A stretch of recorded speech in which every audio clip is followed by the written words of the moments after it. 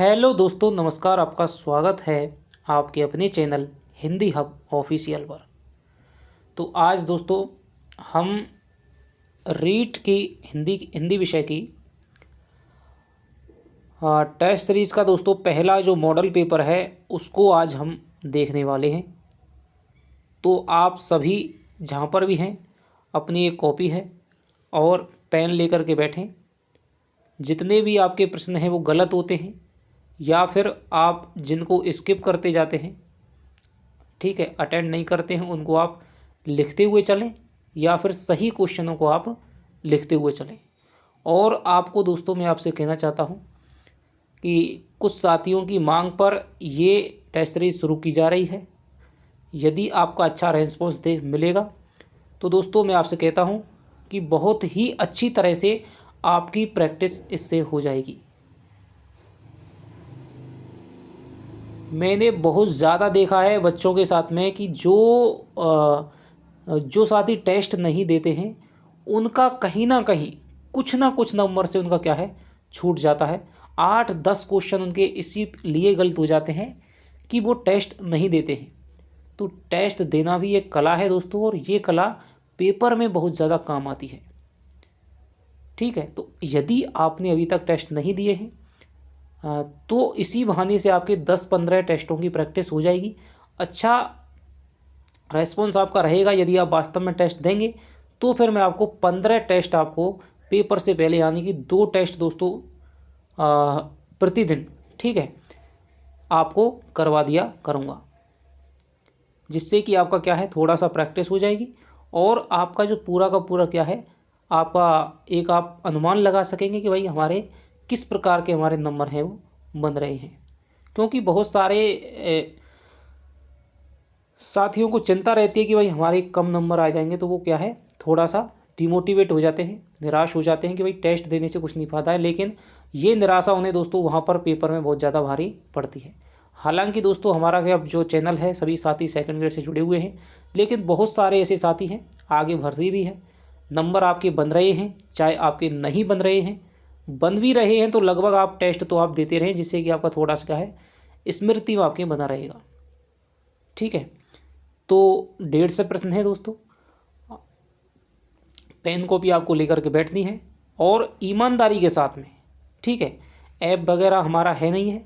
यदि आपकी सपोर्टिंग हमको मिलेगी तो आगे जल्दी ही क्या है ऐप वगैरह भी आ जाएगा। तो अभी तो हम दोस्तों 15 जो टेस्ट हैं यदि आपकी रहेगी तो आगे भी इसी तरह ऑनलाइन यूट्यूब चैनल के माध्यम से ही हम आयोजित करवाएंगे। तो ईमानदारी से आपको क्या है टेस्ट देने हैं और अपना आकलन करना है कि कितने नंबर आपके होते हैं। जितने गलत होते हैं आपको उतनी दोस्तों क्या है माइनस करके कमेंट में आपको लिख करके बताना है कि भाई आपके इतने नंबर आ रहे हैं। ठीक है, वीडियो के बाद में दोस्तों मैं आपको बताऊंगा कि इस टेस्ट में आपके इतने नंबर तो आपके होने चाहिए ही चाहिए। तो चलिए शुरू करते हैं। आपको स्तर भी बताना है पेपर देने के बाद में किस प्रकार का स्तर था, क्या मुझे आगे बढ़ाना चाहिए, थोड़ा सा प्रश्नों की कठिनता का लेवल है, हिंदी में जीके में किस प्रकार का आपको वो बताना है। तो सबसे पहला प्रश्न है, हिंदी से ही हम शुरुआत करेंगे। और जैसा कि क्या है दोस्तों मोबाइल है और इस पर क्या है जो आपका गद्यांश है, पद्यांश तो मैंने अब की बार ले लिया है, गद्यांश पद्यांश हम दोस्तों नहीं रखने वाले हैं क्योंकि गद्यांश ऊपर चला जाता है फिर आपको दिखेगा नहीं। ठीक है, तो व्याकरण के वैसे भी आप गद्यांश पद्यांश सरल होते हैं उनको आप वैसे भी कर देते हैं। तो पहला आपका प्रश्न है, निम्न में से असुमेलित विकल्प का चयन कीजिए। समृद्ध स्वर ई, अर्ध समृद्ध स्वर ओ औ, विवृत स्वर आ, अर्ध विवृत स्वर आ आई। असुमेलित विकल्प का दोस्तों आपको चयन करना है।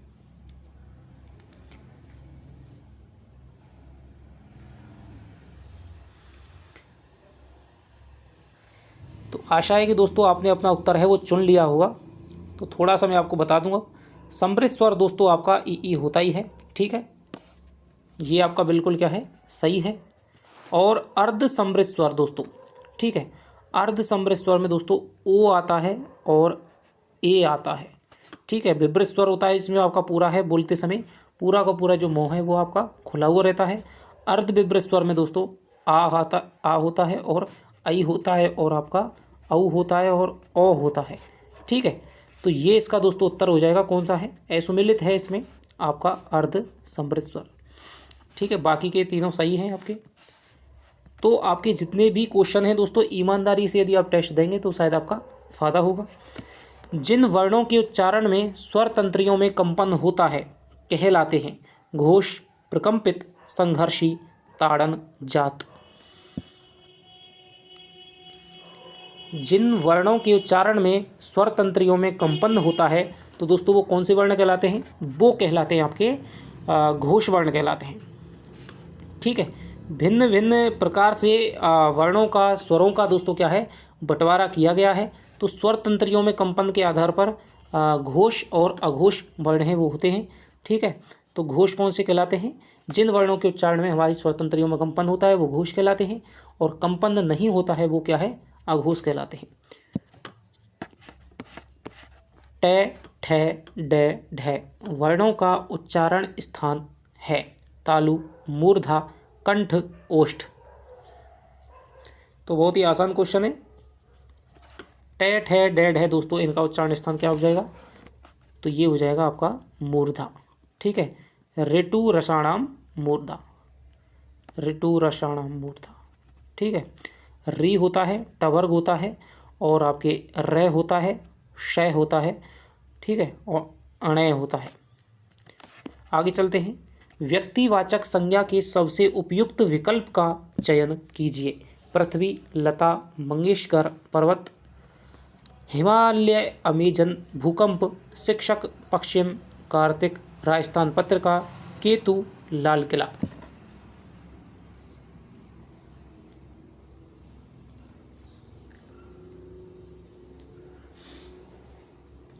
तो आपने छांट लिया होगा। सबसे पहले देखते हैं दोस्तों, इसका जो उत्तर हो जाएगा वो हो जाएगा आपका चौथा विकल्प है राजस्थान पत्रिका, ये व्यक्तिवाचक है। केतु दोस्तों क्या है, ग्रह का नाम है, राहु केतु। ठीक है, तो ये भी आपका व्यक्तिवाचक हो जाएगा। और लाल किला भी दोस्तों क्या है, व्यक्तिवाचक हो जाएगा। जबकि शिक्षक है, जातिवाचक हो जाएगा।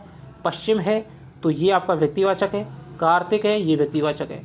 भूकंप है दोस्तों, ठीक है, अमेजन है और भूकंप है तो ये आपका क्या है, जातिवाचक हो जाएगा।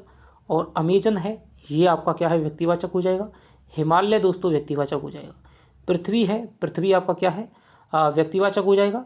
लता मंगेशकर भी व्यक्तिवाचक हो जाएगा, लेकिन पर्वत है वो आपका जातिवाचक हो जाएगा।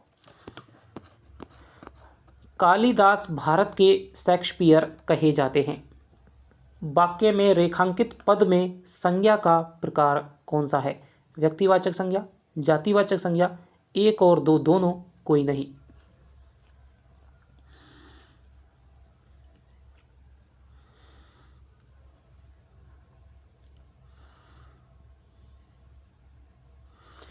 तो दोस्तों इसका जो उत्तर हो जाएगा वो हो जाएगा आपके जातिवाचक संज्ञा। जब दोस्तों किसी भी प्रसिद्ध आदमी का नाम किसी संज्ञा की तरह प्रयुक्त होता है तो उसमें क्या है, जातिवाचक। जैसे कि मान लीजिए ये वाक्य यूँ होता कि शेक्सपियर अंग्रेजी के एक महान नाटककार थे, तो वहाँ पर यदि कर्ता के रूप में हो रहा है, ठीक है, या फिर किसी की विशेषता बताते हुए हो रहा है तो वहाँ पर जातिवाचक संज्ञा होगी। और यदि कर्ता के रूप में हो रहा है, ठीक है, तो वहाँ पर आपका क्या है, व्यक्तिवाचक संज्ञा हो जाएगी। या फिर अलग से प्रयोग हो रहा है, जैसे शेक्सपियर लिख दिया जाए, ठीक है, तो शेक्सपियर लिख दिया जाए, नाटककार शेक्सपियर, तो वहाँ पर क्या है, ये आपका व्यक्तिवाचक हो जाएगा। लेकिन यहाँ पर क्या बता रहा है, कालिदास की ये विशेषता बतला रहा है कि कालिदास भारत के शेक्सपियर कहे जाते हैं। ठीक है,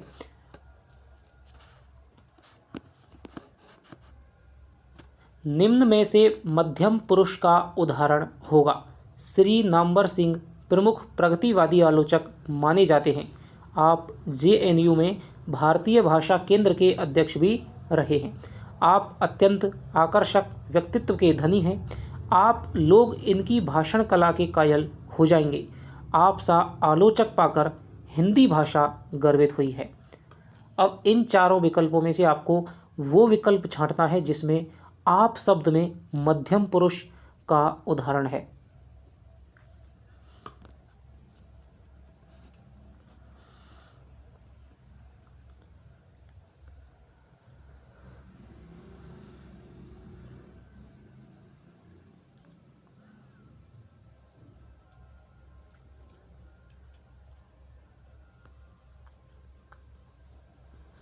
तो आपने दोस्तों शायद लगा लिया होगा।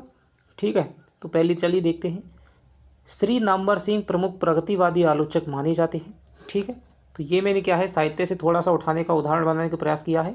नामवर सिंह आप जानते हैं प्रमुख प्रगतिवादी या मार्क्सवादी आलोचक हैं। ठीक है, आप JNU से भारतीय भाषा केंद्र के अध्यक्ष भी रहे हैं। कविता के नए प्रतिमान, वाद विवाद, संवाद, दूसरी परंपरा की खोज, छायावाद, इनकी प्रसिद्ध पुस्तकें हैं। तो यहाँ पर दोस्तों जो आप शब्द है, ठीक है, आप शब्द है यहाँ पर क्या है, इसका मतलब है नामवर सिंह। ठीक है, ये क्या है नामवर सिंह के लिए ही प्रयुक्त हुआ है, क्योंकि बार बार नाम लेना सही नहीं लगता है, संगत नहीं होता है व्याकरण के हिसाब से। तो उसी प्रकार से आप है यहाँ पर नामवर के लिए प्रयुक्त हुआ है, और किसी अन्य व्यक्ति के लिए जब कोई चीज़ प्रयुक्त होती है उसको कहते हैं यहाँ पर। तो यहाँ पर जो आप है दोस्तों अन्य पुरुष के रूप में प्रयुक्त हुआ है। ठीक है, जब किसी का परिचय दिया जाए और उसमें आप शब्द आए दोस्तों, तो वो अन्य पुरुष में ही प्रयुक्त होता है। आप अत्यंत आकर्षक व्यक्तित्व के धनी हैं। ठीक है, लेकिन परिचय दिया जा रहा है, लेकिन वहाँ पर किसी की व्यक्तिगत विशेषता बताई जा रही है। ठीक है, किसी की विशेषताओं का उद्घाटन किया जा रहा है, और वहाँ पर यदि आप आता है, ठीक है, वाक्य में, तो वहाँ पर जो आप होगा दोस्तों वो हो जाएगा आपके मध्यम पुरुष का। ठीक है, अब देखिए एक ही आप है लेकिन इसके कितने रूप हैं। तभी मैं कहता हूँ आपसे कि हिंदी दोस्तों क्या है, यदि थोड़ा सा भी उसको क्या है अलग हट करके बना देता है पेपर को, तो आप वहाँ पर क्या है गच्चा खा सकते हैं। तो यहाँ पर जो आप है वो मध्यम पुरुष के रूप में प्रयुक्त हुआ है। आप लोग इनकी भाषण कला के कायल हो जाएंगे।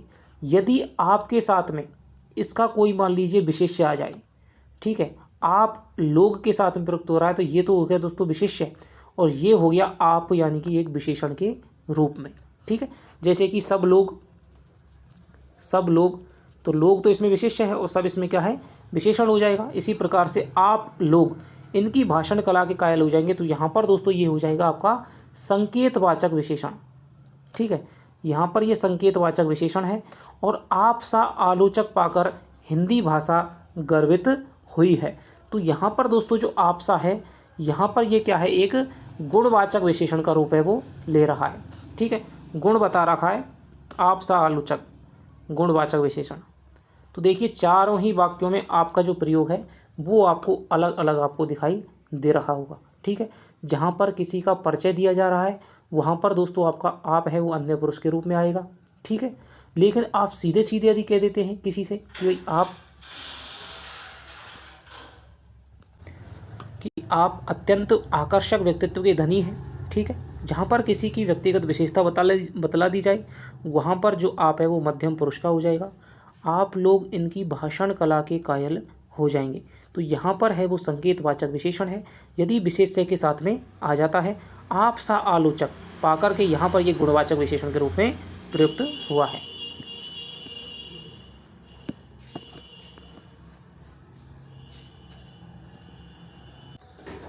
अगला आपका प्रश्न है, कोई कुछ को कहा जाता है, निश्चयवाचक सर्वनाम, अनिश्चयवाचक सर्वनाम, प्रश्नवाचक सर्वनाम, संबंधवाचक सर्वनाम।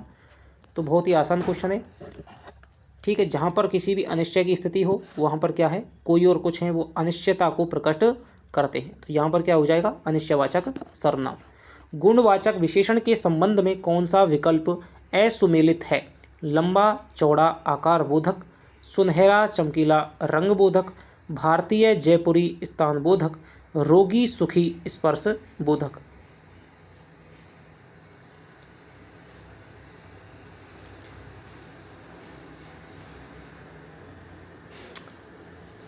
तो दोस्तों गुणवाचक विशेषण भी क्या है कि कई प्रकार होते हैं। ठीक है, कुछ ऐसे होते हैं जो आकार बोधक होते हैं, रंग बोधक होते हैं, स्थान बोधक होते हैं, दशा बोधक होते हैं, स्पर्श बोधक होते हैं। ठीक है, तो गुणवाचक विशेषण में हमें देखना है लंबा चौड़ा है दोस्तों, ये किसी का क्या है लंबाई है, चौड़ाई है, मोटाई है, गोलाई है। ठीक है, तो ये क्या है किसी वस्तु के आकार को ही बताएगी, तो यहाँ पर आकार बोधक है वो आपका सही है। सुनहरा है, चमकीला है, ठीक है, पीला है, लाल है, हरा है, गुणवाचक है, लेकिन उसमें भी क्या है दोस्तों, किसी के रंग को बता रहा है तो रंगबोधक हो जाएगा, ये भी सही है। भारतीय, जयपुरी, भारतीय हो जाएगा, ठीक है। विदेशी हो जाएगा, जयपुरी हो जाएगा, भरतपुरी हो जाएगा, राजस्थानी हो जाएगा। तो यहाँ पर ये स्थान का बोध करा रहा है, तो यहाँ पर स्थानवाचक या देशवाचक या विशेषण हो जाएगा। और देशवाचक गुण विशेषण। रोगी, सुखी, यहाँ पर दोस्तों ये क्या है, दशा को बता रहा है, तो यहाँ पर क्या हो जाएगा, ये दशावाचक हो जाएगा, गुणवाचक विशेषण। तो इसका उत्तर दोस्तों ये हो जाएगा, ये यहाँ पर क्या है, गलत है। रोगी और जो सुखी है वो आपका क्या है, दशावाचक है। कठोर, मुलायम, ठोस, तो ये आपके क्या है, स्पर्शबोधक हो जाएंगे। आगे चलते हैं। और टेस्ट को दोस्तों बनाने में आपको क्या है, बहुत ज़्यादा मेहनत लगी है, तो आपको वास्तव में यदि आपको पसंद आ रहा है तो आप दें, नहीं तो फिर क्या फ़ायदा है आपको। भाई मेरा बनाने का महत्व तभी है जब आप लोगों को फ़ायदा हो, यदि आप चाहेंगे तभी बनाऊंगा, ठीक है। तो इसलिए थोड़ा सा सपोर्ट करें, जिससे कि क्या है, ज़्यादा से ज़्यादा लोगों तक पहुँचे वीडियो। मानव तुम सबसे सुंदरतम, पंत की इस पंक्ति में गुणवाचक विशेषण की कौन सी अवस्था प्रकट हुई है? उत्तरावस्था, मूलावस्था, उत्तमावस्था, उत्तरावस्था एवं उत्तमावस्था।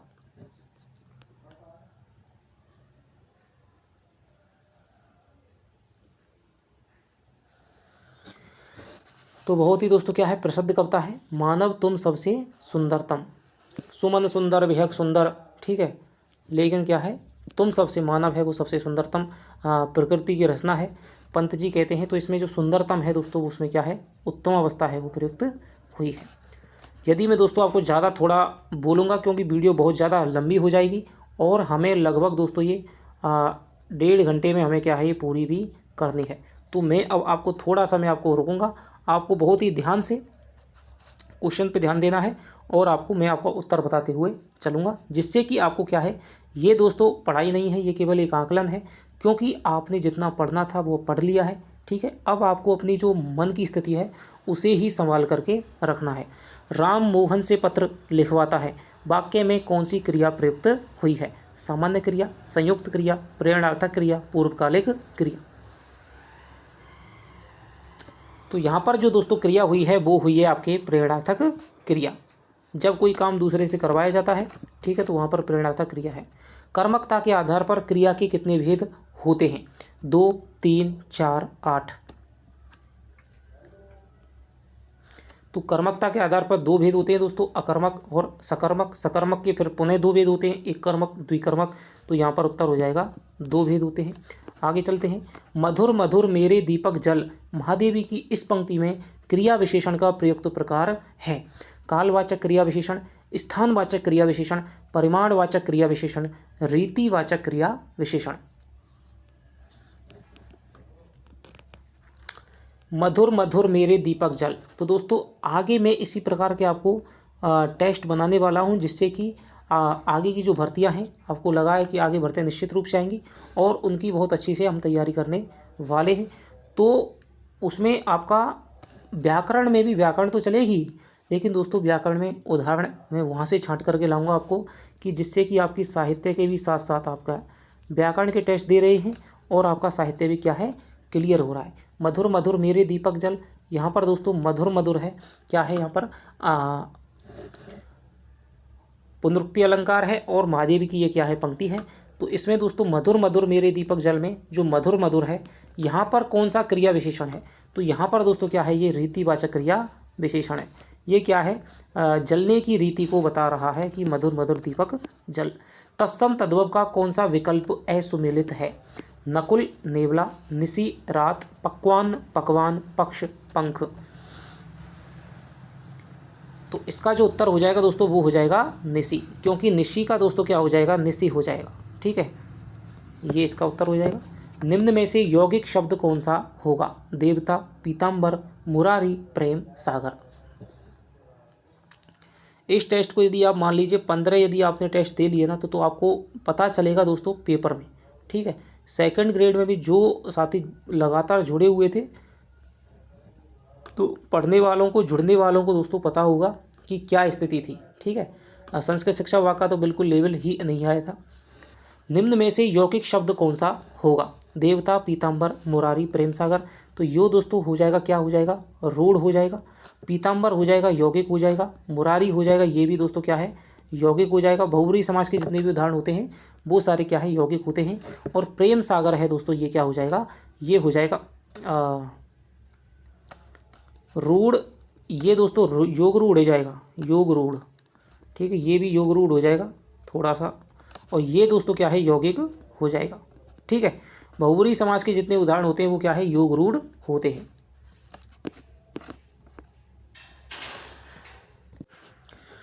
अगला आपका प्रश्न है, एकार्थी शब्दों के संबंध में असुमेलित विकल्प है। अभिमान, स्वाभाविक गर्व, अहंकार, झूठा घमंड।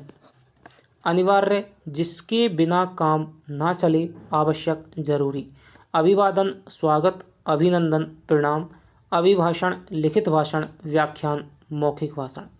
तो बताइए इनमें से आपका कौन सा है जो विकल्प है वो गलत आपको दिखाई दे रहा है? एकार्थी शब्द दोस्तों वो होते हैं जो लगते तो ऐसे हैं कि भाई एक जैसे हैं, पर्यायवाची होते हैं, लेकिन उनका दोस्तों अलग अलग प्रसंग के आधार पे अलग अलग अर्थ है वो निकलता है। ठीक है, जैसे नमस्ते है, नमस्कार है।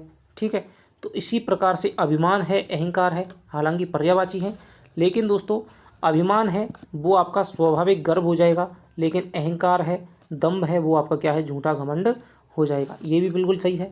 अनिवार्य है दोस्तों, जिसके बिना काम ना चले, जिसका निवारण ना किया जा सके, निवार नहीं किया जा सकते। आवश्यक हो जाएगा, जरूरी, ये भी सही है। अभिवादन माने दोस्तों क्या है? परिणाम होता है। और अभिनंदन माने क्या है? स्वागत होता है। तो यही इसका विकल्प सही हो जाएगा।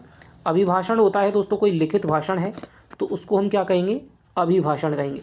मान लीजिए कोई नेता है, वो लिखित भाषण है वो पढ़ रहा है, जैसे कि बजट पास हुआ था तो मुख्यमंत्री गहलोत जी ने वो पढ़ दिया था। ठीक है, लिखित भाषण पढ़ते हैं, कोई भी लिखित पढ़ता है तो वो क्या है? अभिभाषण होता है। और व्याख्यान कौन सा होता है? जो क्या है? बिना लिखे हुए को देख करके बोला जाता है सीधा, तो वो क्या है? मौखिक भाषण होता है।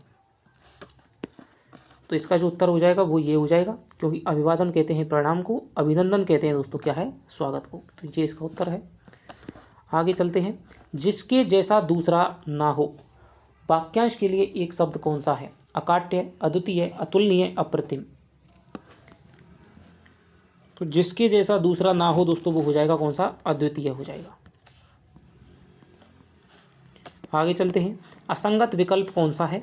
हरि माने विष्णु, हरि माने हरे रंग की, सीता मिस्री, सीता जानकी, क्षिति पृथ्वी, क्षति हानि, प्रथा रीति, प्रथा व्यर्थता।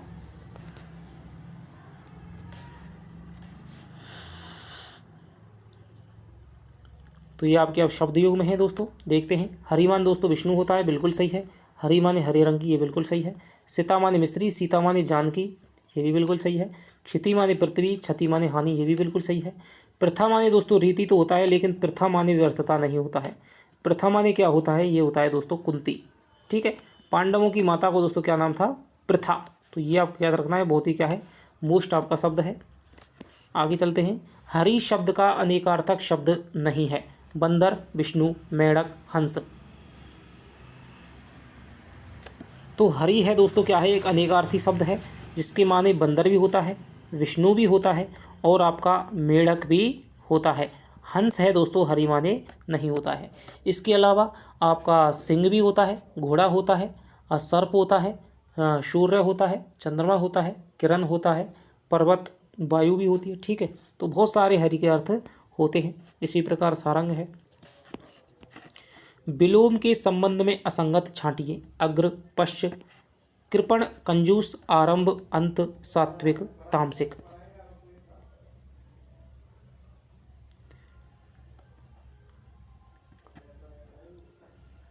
तो अग्र का दोस्तों पश्च होता है, कृपण का दोस्तों क्या है? कंजूस नहीं होता है, क्योंकि कृपण माने ही कंजूस होता है। आरंभ का अंत होता है, सात्विक का तामसिक होता है। प्रय उपसर्ग से निर्मित शब्द कौन सा नहीं है? प्रार्थित, प्राशन, प्राप्ताधिकार, पार्थिव। प्रय उपसर्ग से निर्मित शब्द नहीं है। पार्थित, प्रार्थित, प्राशन, प्राप्ताधिकार, पार्थिव। तो दोस्तों प्रय उपसर्ग से प्रार्थित है। ठीक है, प्रय धन अर्थ धन इत प्राशन है, ठीक है, प्राप्ताधिकार है, प्राप्त प्रय धन आप्त धन अधिकार, लेकिन दोस्तों पार्थिव नहीं है, ठीक है। परा उपसर्ग से निर्मित शब्द कौन सा है? परास्त, पराधीन, परार्थ, प्रामाणिक।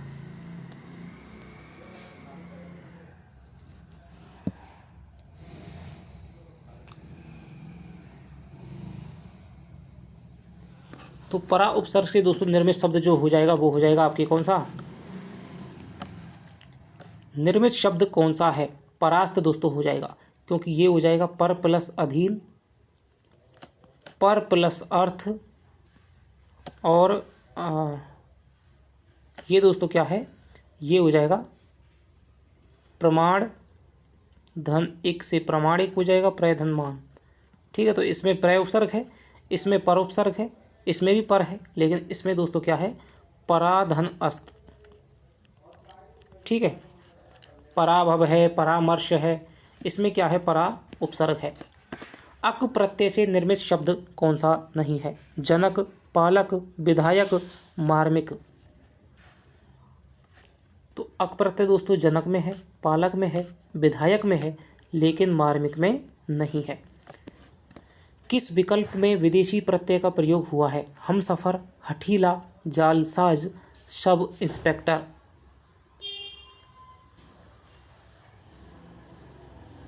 तो ध्यान से आपको देना है दोस्तों, हिंदी है, ठीक है। हालांकि बहुत ही ऐसा कोई खास हिंदी को टेढ़ा नहीं बनाया है, लेकिन फिर भी थोड़ा सा घुमाने का प्रयास किया गया है। किस विकल्प में विदेशी प्रत्यय का प्रयोग हुआ है? तो यहाँ पर दोस्तों हम सफ़र, ठीक है, हम सफ़र दोस्तों क्या है? हम इसमें उपसर्ग है, तो इसमें उपसर्ग तो विदेशी है, लेकिन ये प्रत्यय नहीं है।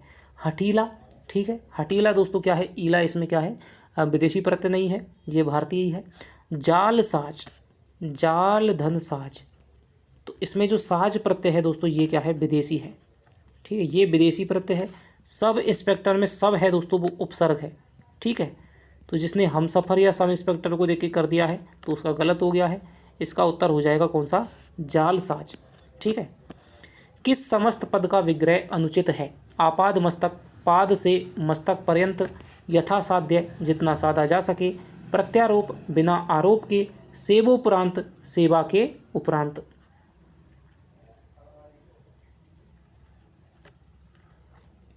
क्या होगा? तो दोस्तों आपाद मस्तक क्या होता है? पैर से लेकर के मस्तक तक, ठीक है। यथासाध्य जितना साधा जा सके। प्रत्यारोप होता है दोस्तों आरोप के बदले आरोप, आरोप के बदले आरोप। सेवोपरांत सेवा के, तो इसका उत्तर हो जाएगा आपका प्रत्यारोप।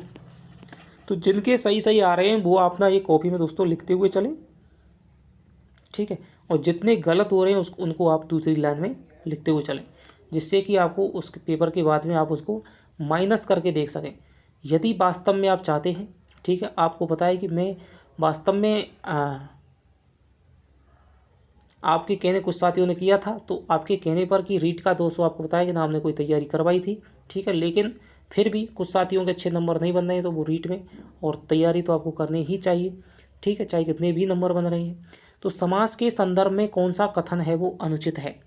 समस्त पद का विग्रह करते समय यथासंभव पर्यायवाची शब्दों का प्रयोग ना करें, ठीक है। किसी भी समस्त पद में समास का होना उसके प्रयोग तथा विग्रह दोनों पर निर्भर करता है। समस्त पद को अलग अलग करने की रीति को समास विग्रह कहते हैं। समास का विलोम संक्षिप्त है तथा संधि का विलोम विग्रह है। बताइए।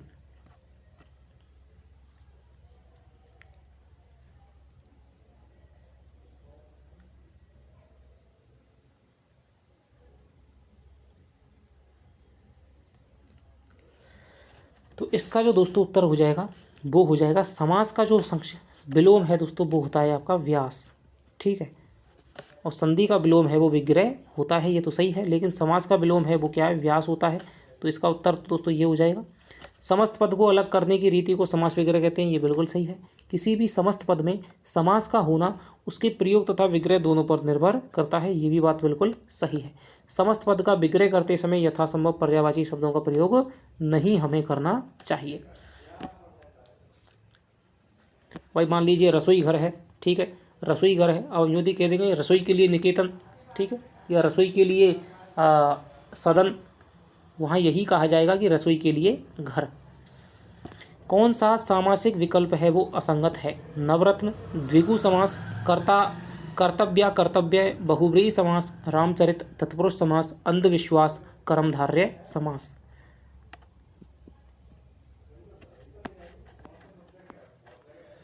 तो इसमें दोस्तों जो आपका गलत विकल्प हो जाएगा, आपने लगा लिया होगा, तो कर्तव्या कर्तव्य हो जाएगा। ये इसमें क्या है? द्वंद्व समास है, ठीक है, द्वंद्व समास हो जाएगा। रामचरित में तत्पुरुष समास हो जाएगा, अंधविश्वास में कर्मधारय समास हो जाएगा, और सब आपके नवरत्न में आपका द्विगु समास हो जाएगा। शुद्ध शब्द का चयन कीजिए। अनुसूया, श्रृंगार और ऐतिहासिक, प्रामाणिक। तो शब्द शुद्धि है दोस्तों, अच्छे अच्छों को भी क्या है ये बड़े ही चक्कर में डाल देती है। अनुसूया, तो यहाँ पर ये दोस्तों गलत है, और इसका हो जाएगा अनुसूया, ठीक है। श्रृंगार इसका हो जाएगा दोस्तों, ये हो जाएगा श्रृंगार। ऐतिहासिक इसका हो जाएगा ऐतिहासिक, ठीक है, ऐतिहासिक। प्रामाणिक दोस्तों इसमें क्या है? शब्द है वो शुद्ध है। प्रमाण धन एक से प्रामाणिक बनता है। कौन सा शब्द है दोस्तों शुद्ध है? सरोजनी, गृहिणी, कवयित्री और बहन। बताइए, सरोजनी, गृहिणी, कवयित्री, बहन।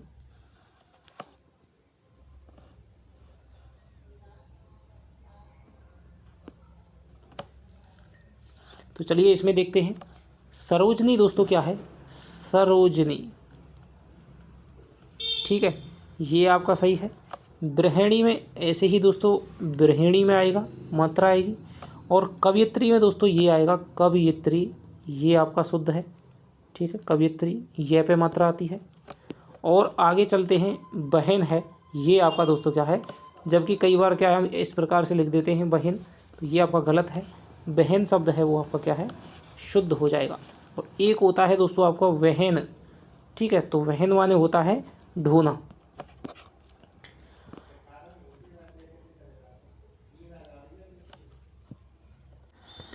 किस विकल्प के सभी शब्द शुद्ध हैं? निरावयव, मैथिली शरण, ऐरावत, भाषाविद, वैदेही, अहिल्या, रचयिता, वापस।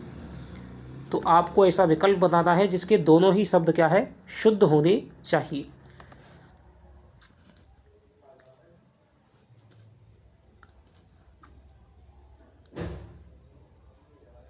तो इसमें दोस्तों देखते हैं आपका निरावयव, मैथिली शरण, गुप्त, ऐरावत। तो इसमें क्या है? निरवयव होता है दोस्तों, निर्धन अवयव, अवयव निरवयव बनता है। मैथिली में दोस्तों क्या है? थेपे छोटी ई की मात्रा आती है। मैथिली शरण, ठीक है। ऐरावत में दोस्तों ऐरावत होता है, ठीक है। और भाषाविद ये आपका शुद्ध है। वैदेही में क्या होता है दोस्तों? वैदेही होता है, ठीक है, विदेह से वैदेही बना है। और अहिल्या में दोस्तों क्या है? अहल्या होता है, ठीक है। रचयिता ये आपका शुद्ध है। वापस भी आपका क्या है? शुद्ध है। निम्न में से शुद्ध वाक्य को छांटिए। मैं प्रातःकाल के समय पढ़ता हूँ, तुम वापस लौट जाओ, शायद आज वर्षा अवश्य आएगी, वह दूध जमा रही है। अब आपको इसमें से शुद्ध वाक्य छांटना है। यदि दोस्तों आपको वीडियो पसंद आ रही है तो थोड़ा सा लाइक कर दें, कमेंट करके अपने विचार हैं वो ज़रूर बताएं कि आप वास्तव में चाह रहे हैं, ठीक है। निम्न में से शुद्ध वाक्य को छांटिए। तो आपने छांट लिया होगा दोस्तों। तो आपको बताता हूँ, मैं प्रातःकाल के समय पढ़ता हूँ, ठीक है। तो यहाँ पर क्या है? प्रातःकाल पढ़ता हूँ यही बहुत है। समय दोस्तों यहाँ पर क्या है? ज़्यादा आ गया है। तुम वापस लौट जाओ, तुम वापस जाओ, या फिर तुम लौट जाओ, तो ये भी यहाँ पर क्या है? गलत है, ये भी गलत है।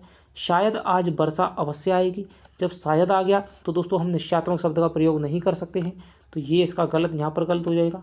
वह दूध जमा रही है, ठीक है। इसका दोस्तों कई बार क्या दे दिया जाता है? वह दही जमा रही है, वह दही जमा रही है। तो ये जो दही वाला है गलत हो जाता है, ठीक है, क्योंकि हमेशा दूध जमाया जाता है ना कि दही। तो ये वाक्य है दोस्तों, ये वाक्य क्या है? शुद्ध हो जाएगा। शुद्ध वाक्य का चयन आगे करना है। हाथी पर काठी बांध दो, कृष्ण ने कंस की हत्या की, सेनापति को प्रणाम करना पड़ता है, और आग लाओ।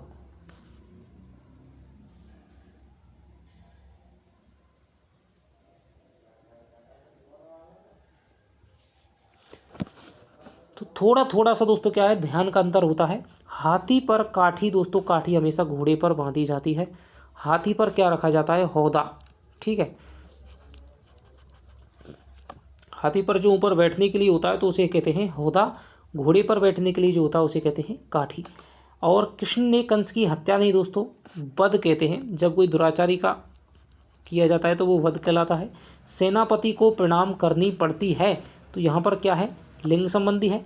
आग लाओ, ये दोस्तों यहाँ पर क्या है, सही है। ठीक है, कई बार क्या दे दिया जाता है कि जलती आग लाओ, अरे आग है तो वो जलती ही होगी। ठीक है, बुझी हुई आग का क्या करेंगे, तो ये क्या है, गलत है। जबकि आग लाओ केवल इतना ही काफ़ी है। शुद्ध विकल्प का चयन कीजिए। हनुमान पक्के राम के भक्त थे, एक खाने की थाली लाओ, ठंडी हवा चल रही है, वे पुराने कपड़े के व्यापारी हैं। तो इसमें आपको शुद्ध वाक्य छांटना है। थोड़ा सा जो टॉपिक आपके सरल हैं, जिनको आप आसानी से कर सकते हैं, उनके मैंने एक एक क्वेश्चन ही या 2 क्वेश्चन रखने का प्रयास किया अधिकतम। लेकिन जैसे शब्द शुद्धि है, वाक्य शुद्धि है, और आपका जैसे आपके वाक्य आएंगे मिश्र वाक्य वगैरह, तो उसके मैंने ज़्यादा क्वेश्चन लिए हैं। ठीक है, जिससे कि आपका 10-15 टेस्टों में वो आपके जो अच्छे से टॉपिक हैं, अच्छी सी उनकी क्या है, ज़्यादा से ज़्यादा प्रैक्टिस हो सके। तो यहाँ पर देखते हैं, हनुमान पक्के राम के भक्त थे।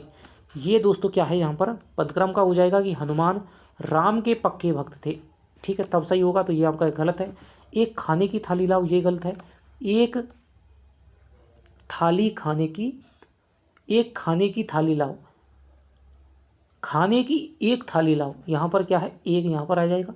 ठंडी हवा चल रही है, ये आपका क्या है, शब्द शुद्ध है। वे पुराने कपड़े के व्यापारी हैं, ये दोस्तों नहीं, गलत है। वे कपड़े के पुराने व्यापारी हैं, यहाँ पर आ जाएगा पुराने। ठीक है, इस प्रकार से शुद्ध हो जाएंगे। उद्देश्य के अंतर्गत शामिल किया जाता है कर्ता, कर्ता का विस्तारक, कर्म और क्रिया आदि, कर्ता और कर्ता का विस्तारक। तो उद्देश्य में आप जानते हैं कर्ता आता है और कर्ता का विस्तारक आता है, तो इसका हो जाएगा आपका चौथा हो जाएगा। अर्थ के आधार पर वाक्य के कितने प्रकार होते हैं, 8, 4, 2, 7। तो अर्थ के आधार पर वाक्यों को दोस्तों 8 भागों में बांटा गया है। जो विद्वान होते हैं उनका सभी आदर करते हैं। वाक्य कौन सा आश्रित उपवाक्य है, संज्ञा उपवाक्य, विशेषण उपवाक्य, क्रिया विशेषण उपवाक्य, संयुक्त वाक्य।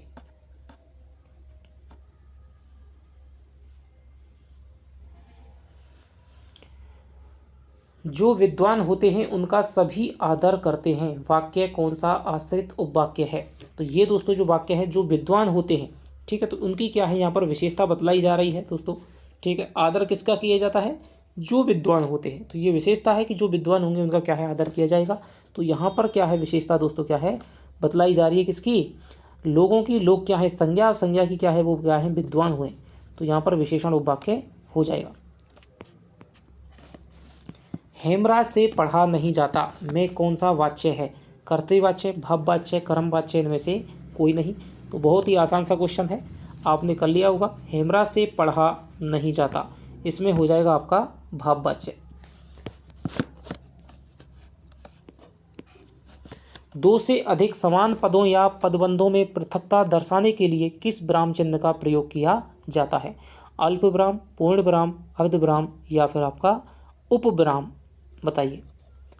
2 से अधिक समान पदों या पदबंधों में पृथकता दर्शाने के लिए किस विराम चिन्ह का प्रयोग किया जाता है।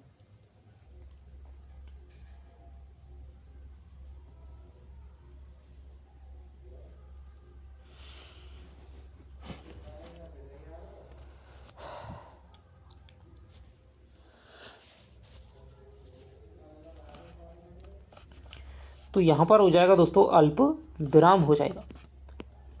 द्वंद्व समास युक्त पदों के मध्य किस विराम चिन्ह का प्रयोग होता है, योजक चिन्ह, निर्देशक चिन्ह, विवरण चिन्ह, लाघव चिन्ह। तो ये भी आसान सा है दोस्तों। द्वंद्व समास युक्त पदों के मध्य में दोस्तों होता है आपका योजक चिन्ह का प्रयोग होता है। किस विकल्प में सभी शब्द हैं वो स्त्रीलिंग होते हैं? दीमक, बटेर, भेड़, गिलहरी, जोंक, चीता, पक्षी, ज्वार।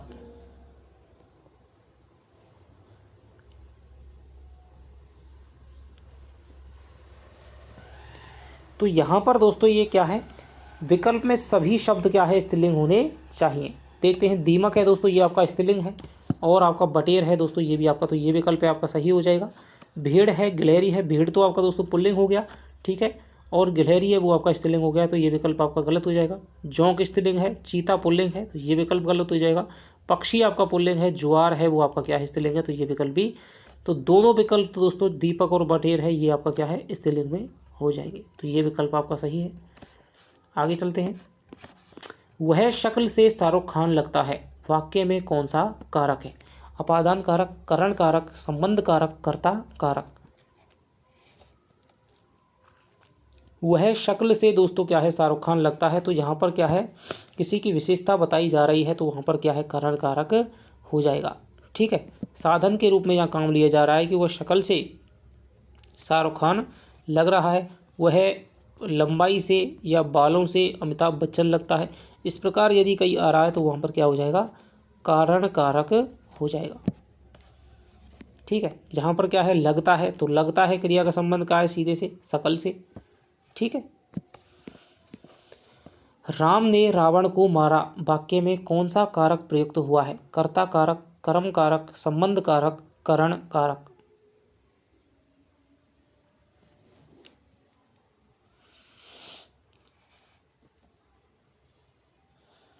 तो यहाँ पर दोस्तों जो आ जाएगा वो हो जाएगा आपका कर्म कारक हो जाएगा, ठीक है। जहाँ पर क्रिया का सीधा संबंध दोस्तों कर्ता से होता है, वहाँ तो जैसे राम मान लीजिए राम खेलता है या राम खेल रहा है, ठीक है, तो यहाँ पर क्या हो जाएगा कर्ता कारक हो जाएगा। लेकिन राम ने रावण को मारा, ठीक है, तो यहाँ पर क्या है मारा कौन? रावण, तो यहाँ पर रावण के साथ में क्या है प्रत्यक्ष यहाँ पर संबंध है, तो यहाँ पर दोस्तों क्या है कर्म कारक हो जाएगा। आज वर्षा हो रही है किस काल का वाक्य है?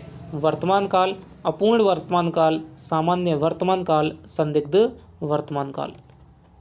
आज वर्षा हो रही है वर्तमान काल, अपूर्ण वर्तमान काल, सामान्य वर्तमान काल और संदिग्ध वर्तमान काल। तो इसका जो उत्तर हो जाएगा दोस्तों वो हो जाएगा आपके अपूर्ण वर्तमान काल, प्रेजेंट कंटिन्यूअस। तो अपूर्ण वर्तमान काल है, लगातार सातत्यबोध को बताता है। प्राण शब्द कौन कैसा है? एक वचन, बहुवचन, एक और दो दोनों, द्विवचन। तो दोस्तों प्राण जो शब्द है वो आपका क्या है बहुवचन हो जाता है, नित्य बहुवचन है ये। प्राण है, दर्शन है, हस्ताक्षर है, ठीक है, भाग्य है, आंसू है, ठीक है। तो ये क्या है हमेशा क्या है नित्य एकवचन में प्रयुक्त होने वाले शब्द हैं। निम्न में से किस विकल्प में लक्षणा शब्द शक्ति का प्रयोग नहीं हुआ है? वह हवा से बातें कर रहा है, पुलिस को देखकर चोर 9-2-11 हो गया, विष्णु ने नारद को हरि रूप दिया, अध्यापक ने कहा मोहन तो गधा है। तो यहाँ पर आपको देख करके बताना है कि किस विकल्प में लक्षणा शब्द शक्ति नहीं है।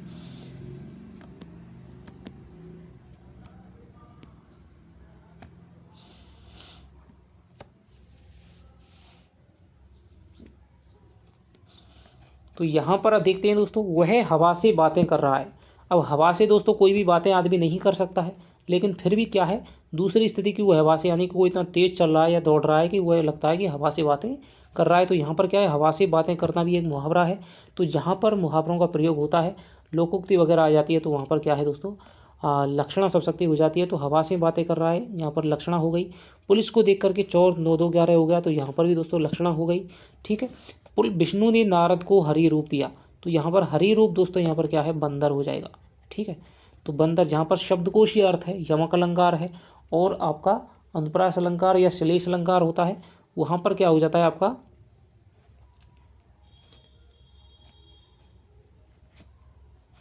अभिधा शब्द शक्ति हो जाती है। तो यहाँ पर विष्णु ने नारद को, जहाँ पर यमक वगैरह अलंकार होते हैं वहाँ पर अभिधा शब्द शक्ति होती है। तो विष्णु ने नारद को हरि रूप दिया, तो यहाँ पर सीधा सीधा क्या है, हमें शब्दकोशीय अर्थ निकल रहा है कि हरि का अर्थ होता है, क्या होता है, एक बंदर भी होता है। तो विष्णु ने नारद को यहाँ पर क्या है, हरि रूप दिया, तो यहाँ पर क्या हो जाएगी, अभिधा हो जाएगी। आगे देखते हैं। अध्यापक ने कहा मोहन तो गधा है। अब मोहन दोस्तों वैसे तो गधा हो नहीं सकता है वास्तविक रूप में, लेकिन क्या है, गधा से क्या है लिया जा रहा है, अन्य अर्थ क्या लिया जा रहा है कि भाई मूर्ख है। ठीक है, तो यहाँ पर भी लक्षणा हो जाएगी। तो इसका उत्तर क्या हो जाएगा, ये हो जाएगा तीसरा वाला। इसमें दोस्तों लक्षणा नहीं बल्कि अभिधा शब्द शक्ति है। व्यंजना शब्द शक्ति के बारे में कौन सा कथन सही नहीं है। व्यंजना शब्द शक्ति में अर्थ व्यंग्यार्थ अथवा ध्वन्यार्थ से ग्रहण किया जाता है। यह कई सारे अर्थों को अलग अलग संदर्भों में प्रकट कर सकती है। यह मुख्यतः दो प्रकार की रूढ़ा व्यंजना और प्रयोजनवती व्यंजना होती है। सघन कुंज छाया सुखद शीतल मंद समीर मन हवे जात अजो वह वा जमुना के तीर में व्यंजना शब्द शक्ति है।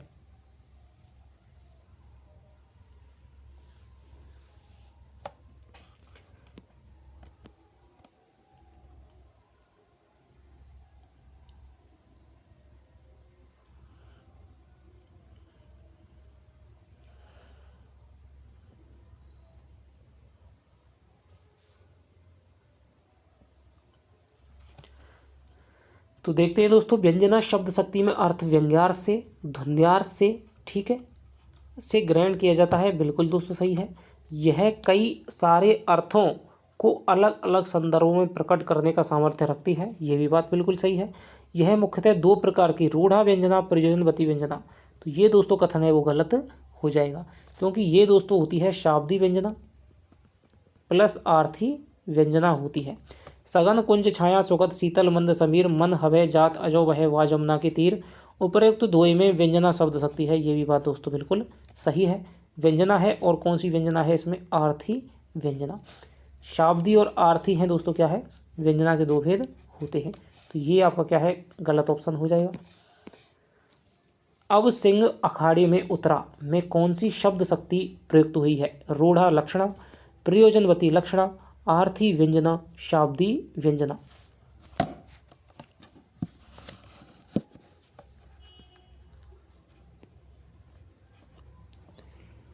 अब सिंह अखाड़े में उतरा,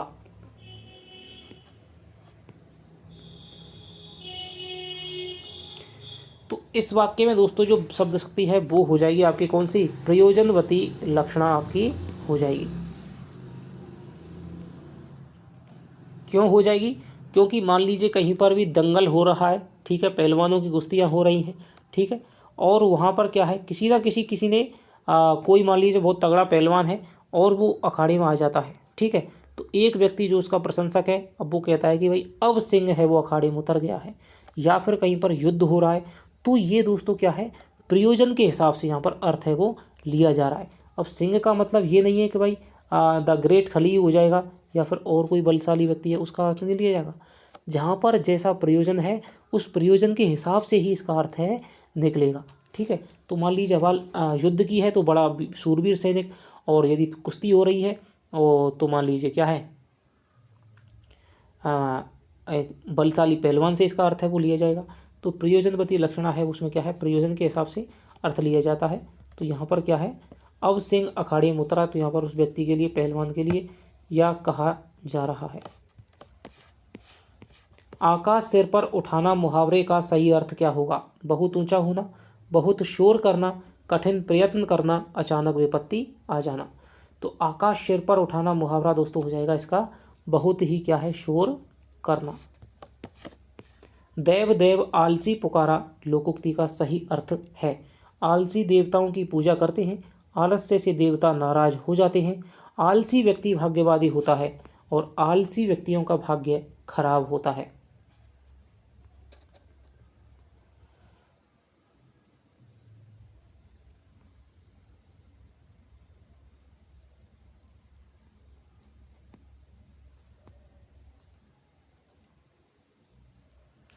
तो देव देव आलसी पुकारा यानी कि आलसी व्यक्ति हैं वो हमेशा क्या है, हे देव हे देव हे देव, यानी कि भगवान भगवान करते रहते हैं। तो ये क्या करता है, आलसी व्यक्ति है वो हमेशा क्या है, भाग्यवादी होता है। अजगर करे ना चाकरी, पंछी करे ना काम, सबके दाता कह गए दास मलूका राम। डिफॉल्सेशन का अर्थ होता है महंगाई भत्ता, मृत्यु हित लाभ, अनुकंपा भत्ता, गबन। तो ये आपकी क्या है, पारिभाषिक शब्दावली है। तो डिफॉल्सेशन दोस्तों होता है आपका गबन होता है। कौन सा विकल्प है वो असंगत है? एक्यूरेसी, परिशुद्धता, अबेंडनमेंट, पदत्याग, ऑटोनॉमी, स्वायत्तता, सर्टिफाई, प्रमाणित करना। तो इस प्रकार से आप क्या है, 4 शब्दों से परिचित हो जाएंगे। मेहनत दोस्तों आज के टेस्ट में बहुत लगी है। पूरे दिन में क्या है, एक ही टेस्ट हो पा रहा है और वीडियो बनाऊं और तो एक्यूरेसी माने दोस्तों क्या है, परिशुद्धता बिल्कुल होती है। अबेंडन माने दोस्तों क्या है, अबेंडनमेंट माने होता है, क्या होता है, परित्याग होता है, परित्याग करना, किसी को छोड़ना। ठीक है, अबेंडन माने पद त्याग नहीं होता है, परित्याग होता है।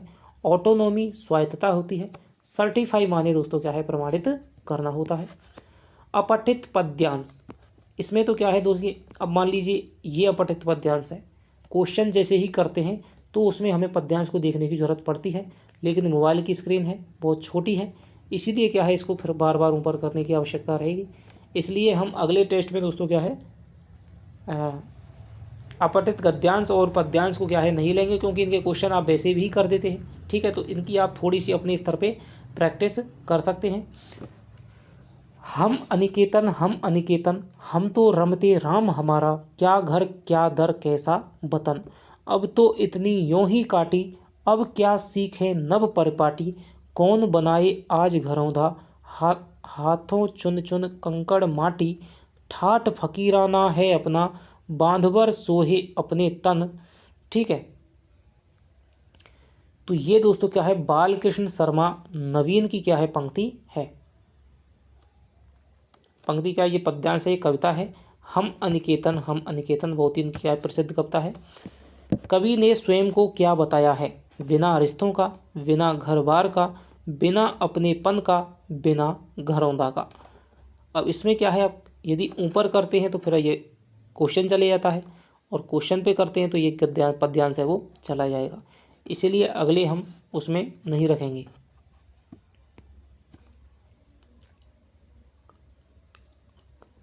तो थोड़ा सा देखिए, कवि ने स्वयं को क्या बताया है, बिना रिश्तों का, बिना घर बार का, बिना अपनेपन का, बिना घरौंदा का। तो यहाँ पर हम देख पा रहे हैं दोस्तों, जैसे कि कवि ने क्या है, हम तो रमते राम हमारा, क्या घर क्या दर कैसा वतन।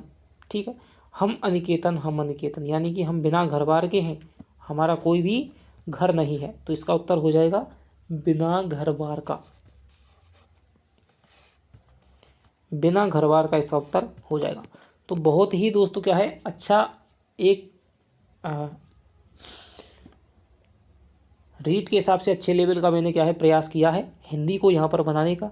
थोड़ी सी जीके मैंने 5-7 क्वेश्चन मैंने अच्छे रखे हैं, लेकिन और जीके है वो आपकी क्या है बहुत ही क्या है थोड़ी सी सरल तो नहीं करूँगा, लेकिन क्या है मीडियम लेवल की है।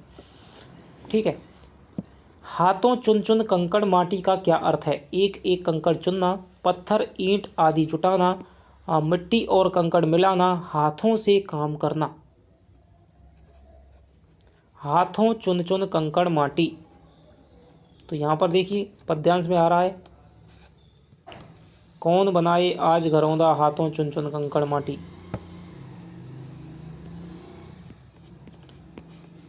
तो इसका जो उत्तर हो जाएगा दोस्तों वो होता है आपका हाथों चुन चुन कंकड़ माटी, यानी पत्थर ईंट आदि जुटा करके आज कौन घरौंदा बनाए, यानी कि हम तो बिना घर बार के रह लेंगे। आगे चलते हैं, कविता का उचित शीर्षक क्या होगा, हमारा घर, हमारा निवास, हम अनिकेतन, हम दीवाने। तो कविता का उचित शीर्षक हो जाएगा आपके हम अनिकेतन। अनिकेतन होता है दोस्तों, निकेतन माने घर होता है, ए माने नहीं तो बिना घर बार वाले। हम दीवानों की क्या हस्ती, तो ये जो कविता है वो भगवती चरण वर्मा की है, हम दीवानों की क्या हस्ती वाली। कवि को शरीर पर धारण करने की ललक है, मृगछाल की, पीताम्बर की, वांदवर की और श्वेत वस्त्रों की।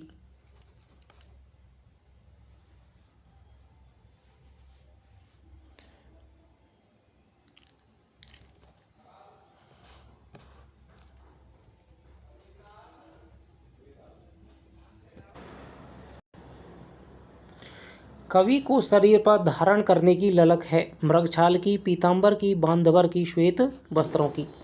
तो ऊपर आप देख सकते हैं ठाठ फकीराना है अपना बांधवर सो है अपने तन। तो इसका उत्तर दोस्तों क्या हो जाएगा, ये हो जाएगा आपका बांधवर। ठीक है। कवि ने स्वयं का ठाठ किसे बताया है, फकीराना, अमीराना, गरीबाना, उपयुक्त सभी। तो आपने देख लिया होगा दोस्तों क्या है, फकीराना जो ठाठ है वो कवि ने बताया है। 52 तोले पावरत्ती लोकोक्ति का सही अर्थ होगा, बहुत अधिक होना, बहुत कम होना, बिल्कुल ठीक या सही सही होना, कुछ कम या अधिक होना।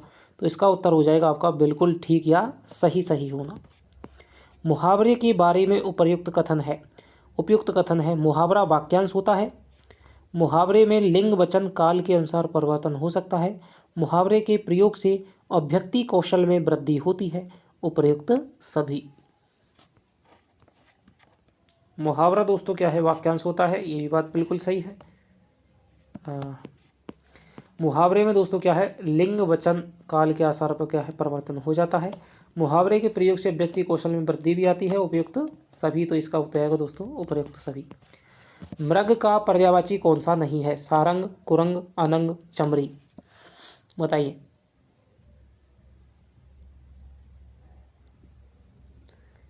मृग का पर्यायवाची नहीं है, सारंग, कुरंग, अनंग, चमरी। तो मृग का दोस्तों कौन सा पर्यायवाची नहीं है, सारंग, कुरंग हो जाएगा, लेकिन दोस्तों अनंग है वो आपका कामदेव का पर्यायवाची है। चमरी भी दोस्तों क्या है, मृग का पर्यायवाची हो जाएगा। तो ये है, ये गलत हो जाएगा। द्यौ नाग किसके पर्यायवाची हैं, सर्प, हाथी, स्वर्ग, कदम्ब। द्यौ, ये ऐसे द्यो है,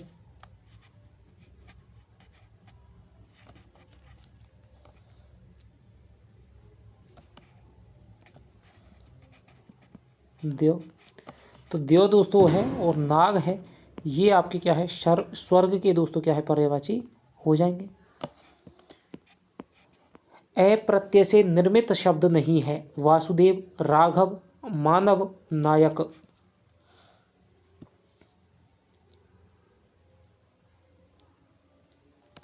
तो अप्रत्यय से दोस्तों क्या है निर्मित शब्द कौन सा इसमें नहीं है, तो हम देखेंगे वासुदेव है। ठीक है, वसुदेव से अप्रत्यय करके अपत्यवाचक शब्द बना है, अपत्यवाचक। ठीक है, जो वंशावली को दिखाता है। राघव, ठीक है, तो इसमें भी दोस्तों क्या है अप्रत्यय है, इसमें भी है। मानव है, इसमें भी है, लेकिन नायक में दोस्तों क्या है अक प्रत्यय हो जाएगा, नई धन अक। राजस्थान सरकार द्वारा प्रस्तावित बाबा आमटे दिव्यांग विश्वविद्यालय कहाँ स्थित होगा, तो ये आपका क्या है समसामयिकी आ गई है, करौली, दौसा, जामडौली, भरतपुर। तो राजस्थान सरकार द्वारा जो प्रस्तावित बाबा आमटे दोस्तों दिव्यांग विश्वविद्यालय है वो जामडौली जयपुर में दोस्तों क्या है बनना है, वो तय हुआ है। 2021 के अनुसार तांबे के उत्पादन में राजस्थान का कौन सा स्थान है, पहला, दूसरा, तीसरा, चौथा।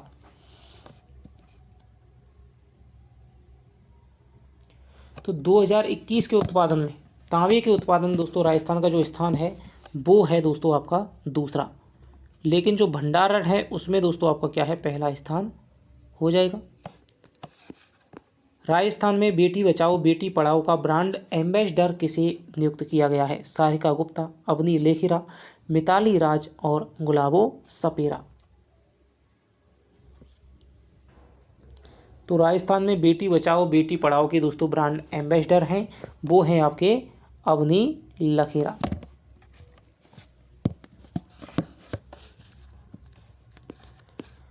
विवान कपूर किस खेल से संबंधित हैं, boxing, rifle shooting, kabaddi, kho kho. तो विवान कपूर हैं, बताइए।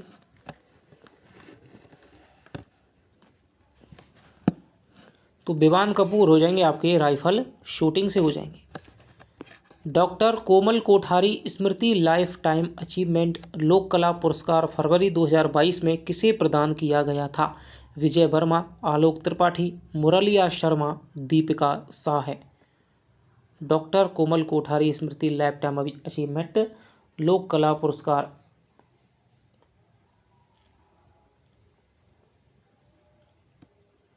तो ये जो दोस्तों पुरस्कार है वो है आपके विजय वर्मा जी को प्रदान किया गया था।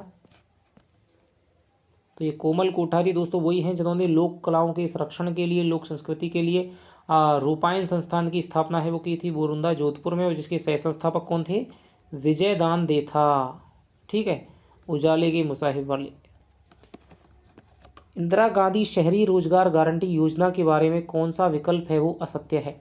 यह मनरेगा की तर्ज पर राजस्थान के शहरी क्षेत्रों में लागू की गई है।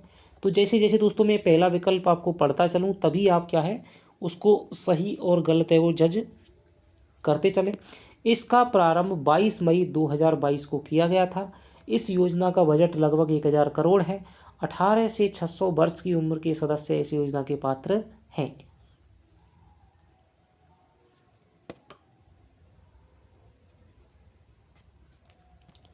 तो इसका जो दोस्तों विकल्प देखते हैं यह मनरेगा की तर्ज पर शहरी क्षेत्रों में है, बिल्कुल सही है।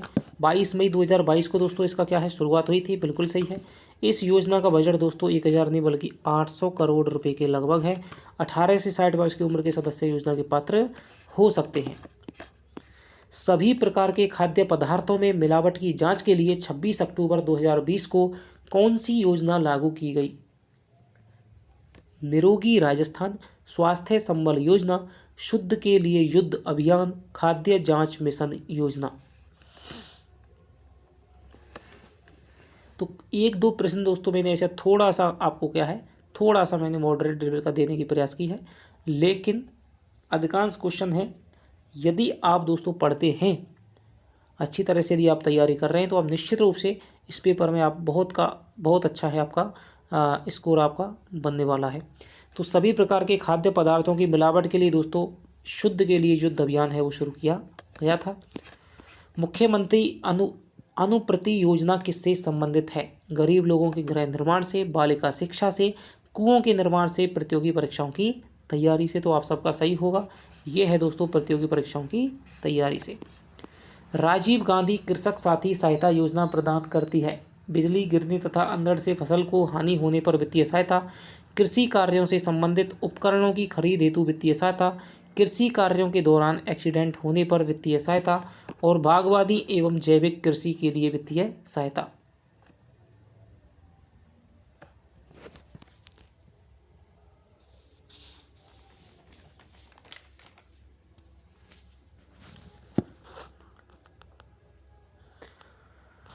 तो दोस्तों इसका जो उत्तर हो जाएगा वो हो जाएगा, आप देख सकते हैं राजीव गांधी जो कृषक साथी योजना है दोस्तों वो आपके कृषि कार्यों के दौरान यदि कोई एक्सीडेंट हो जाता है तो उस पर वित्तीय सहायता प्रदान करती है। IFSR 2021 के अनुसार राजस्थान के किस जिले में सर्वाधिक वनावरण है? प्रतापगढ़, करौली, अलवर, उदयपुर। तो इसके अनुसार दोस्तों आपका सर्वाधिक वनावरण वाला कौन सा जिला है?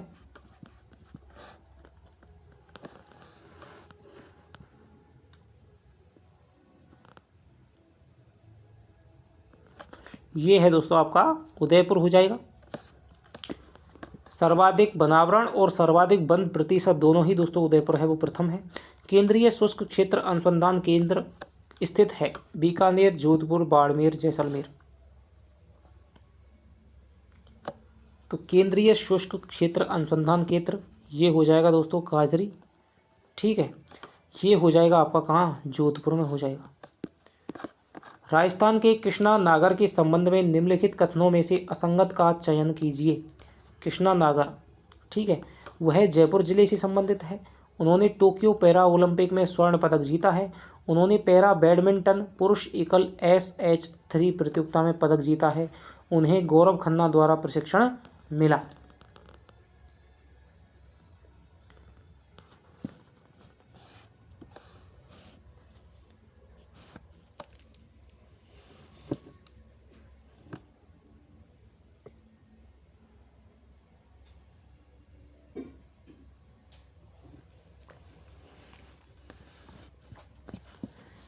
तो इसका जो उत्तर हो जाएगा जयपुर जिले से संबंधित है, बिल्कुल सही है। टोक्यो में दोस्तों इन्होंने पैरा ओलंपिक में क्या है स्वर्ण पदक जीता था और गौरव खन्ना ने क्या है प्रशिक्षण दिया है, लेकिन ये दोस्तों ये कथन है वो गलत हो जाएगा। पुष्कर अजमेर के बारे में असंगत कथन कौन सा है? पुष्कर को हिंदुओं का पांचवा तीर्थ कहा जाता है। यहाँ विश्व का एकमात्र ब्रह्मा जी का मंदिर स्थित है। पुष्कर में माघ पूर्णिमा को विशाल मेला भरता है और यहाँ स्थित पुष्कर झील का सर्वाधिक प्रसिद्ध घाट जनाना घाट है, जिसे गांधी घाट भी कहा जाता है।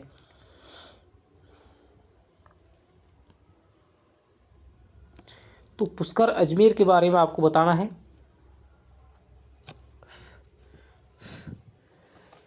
तो देखते हैं दोस्तों, पुष्कर को हिंदुओं का पांचवा तीर्थ कहा जाता है। ठीक है, तो ये आपका सही है। तीर्थराज भी कहा जाता है। यहाँ विश्व का एकमात्र ब्रह्मा जी का मंदिर स्थित है, ये भी बिल्कुल सही है। पुष्कर में माघ पूर्णिमा को नहीं दोस्तों, यहाँ पर कार्तिक पूर्णिमा हो जाएगी। कार्तिक पूर्णिमा को विशाल मेला भरते हैं, जिसे गुब्बारों का मेला भी कहा जाता है, रंगीन मेला कहा जाता है। यहाँ स्थित पुष्कर झील का सर्वाधिक प्रसिद्ध घाट जनाना घाट है, जिसे गांधी घाट भी कहा जाता है, क्योंकि इसी घाट पर गांधी जी की जो अस्थियां हैं दोस्तों वो विसर्जित की गई थी। कौन सा विकल्प गलत है? Birla white cement Khariya Khangar Jodhpur, Ambuja white cement Mundwa Nagaur, JK white cement Gotan Nagaur, Chambal fertiliser Kapasan Chittor.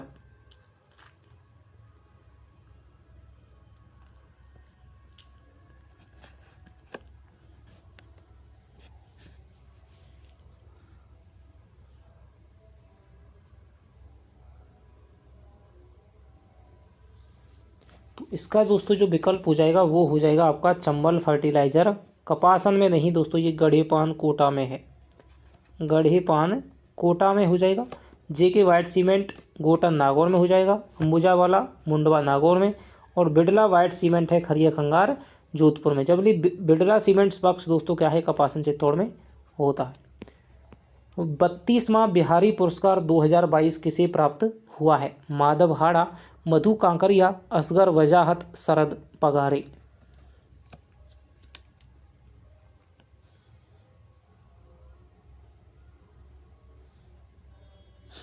तो 32वां जो बिहारी पुरस्कार है वो माधव हाड़ा को दोस्तों प्रदान किया गया है। किस पे? पंचरंग चोला पहन सखीरी। पंचरंग चोला पहन सखीरी, ये दोस्तों मीरा की पंक्ति है। ठीक है, पंचरंग चोला पहन सखीरी मैं झिरमिट खेलन जाती। ठीक है, वाह झिरमिट में मिलो सांवरा, तो ये वाली है। यहाँ पर माधव हाड़ा को आलोचना पुस्तक है। ठीक है, मधु कांकरिया का दोस्तों इनको 31वां बिहारी पुरस्कार मिला था, हम यहाँ थे। असगर वजाहत को महाबली के लिए 2021 का व्यास सम्मान मिला है, और शरद पगारे को पाटलिपुत्र की साम्राज्ञी के लिए 2020 का व्यास सम्मान मिला है। तो ये आपको याद रखने हैं पुरस्कार। राजस्थान के प्रथम राज्यपाल थे सवाई मान सिंह, गुरुमुख निहाल सिंह और संपूर्णानंद हुकुम सिंह। तो राजस्थान के जो दोस्तों प्रथम राज्यपाल हो जाएंगे वो हो जाएंगे आपके कौन से? गुरुमुख निहाल सिंह। जबकि जो सवाई मान सिंह है वो प्रथम क्या है राज प्रमुख थे और अंतिम भी थे। जैतवास दर्रा स्थित है पाली में, बूंदी में, कोटा में, उदयपुर में।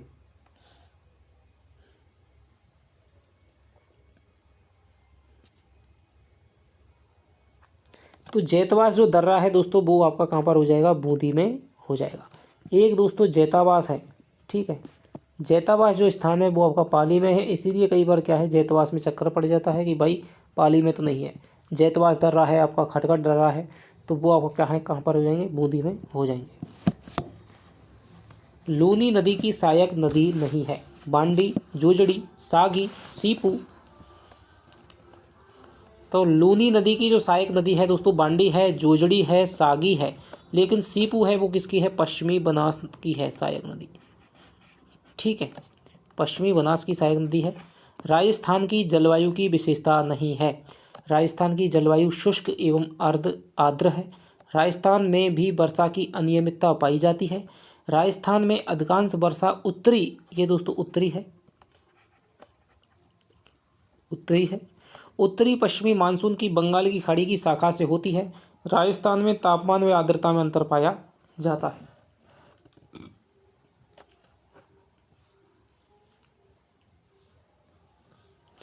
तो राजस्थान की जलवायु की विशेषता कौन सी नहीं है, देखते हैं दोस्तों।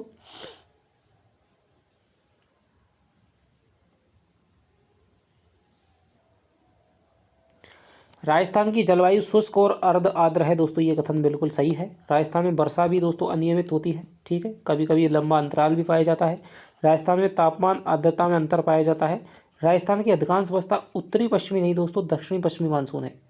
दक्षिणी पश्चिमी मानसून की बंगाल की खाड़ी की शाखा से होती है, ठीक है। उत्तरी पश्चिमी मानसून के तो जो पश्चिमी विक्षोभ हैं उनसे दोस्तों क्या है, मावट होती है। हाँ, शीतकालीन खस नामक घास का उपयोग होता है दवाइयाँ बनाने में, इत्र बनाने में, पशु के चारे के रूप में, जलाने में। तो खस घास है, आपको पता है, ये इसका इत्र बनाने में प्रयुक्त होती है। भरतपुर वाली साइड में ये आपका पाई जाती है। मिश्रित लाल व काली मृदा कौन से जिले में पाई जाती है? पाली, सिरोही, डूंगरपुर, बांसवाड़ा, अजमेर, नागौर, धौलपुर, करौली। मिश्रित लाल व काली मृदा दोस्तों कहाँ पाई जाती है?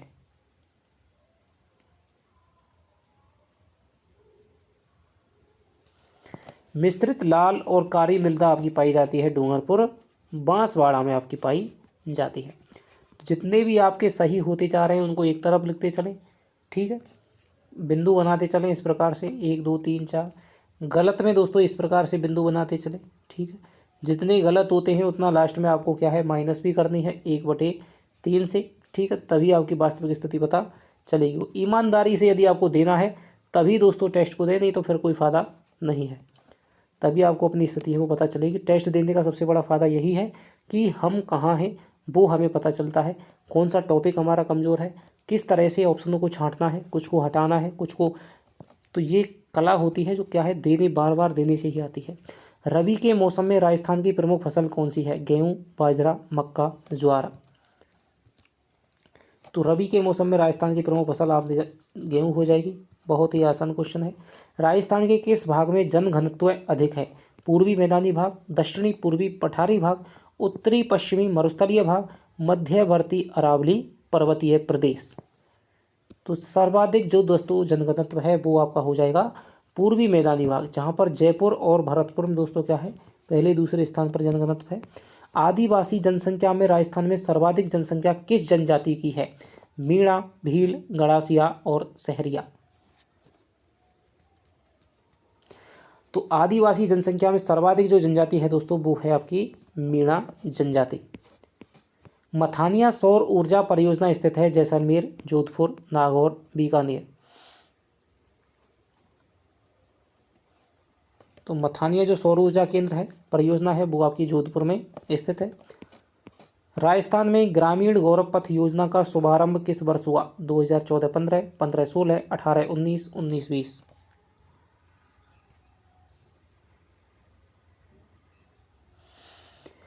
राजस्थान में ग्रामीण गौरव पथ योजना का शुभारंभ है किस वर्ष हुआ? 2014-15 में दोस्तों ये इसका शुभारंभ है वो हुआ था। यदि दोस्तों इस पेपर में आपके यदि 120 प्लस यदि आपके प्रश्न आपके बन रहे हैं तो जो मान लीजिए आपकी तैयारी है वो बहुत ही अच्छी है, ठीक है। अभी आपको केवल क्या है, लिखते जाना है, वो लास्ट में आपको क्या है, संभालना है। गोंडवाड़ प्रदेश पर्यटन सर्किट कवर करेगा जालौर, सिरोही, बाड़मेर, पाली, जालौर, पाली, उपर्युक्त सभी।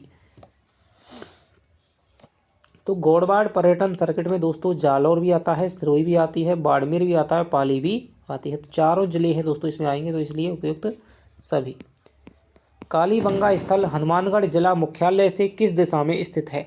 उत्तर पूर्व, उत्तर पश्चिम, दक्षिण पश्चिम, दक्षिण पूर्व।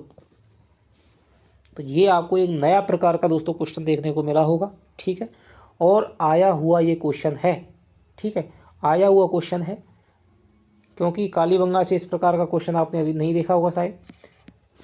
तो कालीबंगा स्थल हनुमानगढ़ जिला मुख्यालय से किस दिशा में स्थित है? तो इसका जो उत्तर हो जाएगा दोस्तों वो हो जाएगा आपके दक्षिण पश्चिम, यानी कि यहाँ पर दोस्तों कालीबंगा, यहाँ पर हनुमानगढ़ जिला मुख्यालय है, और दक्षिण पश्चिम में यहाँ पर आपका क्या है, ये है आपका कालीबंगा, ठीक है। शाकंभरी के चौहानों के विषय में असंगत कथन पहचानिए। इनका संस्थापक वासुदेव चौहान को माना जाता है। आरंभ में वे परमारों की सामंत थे।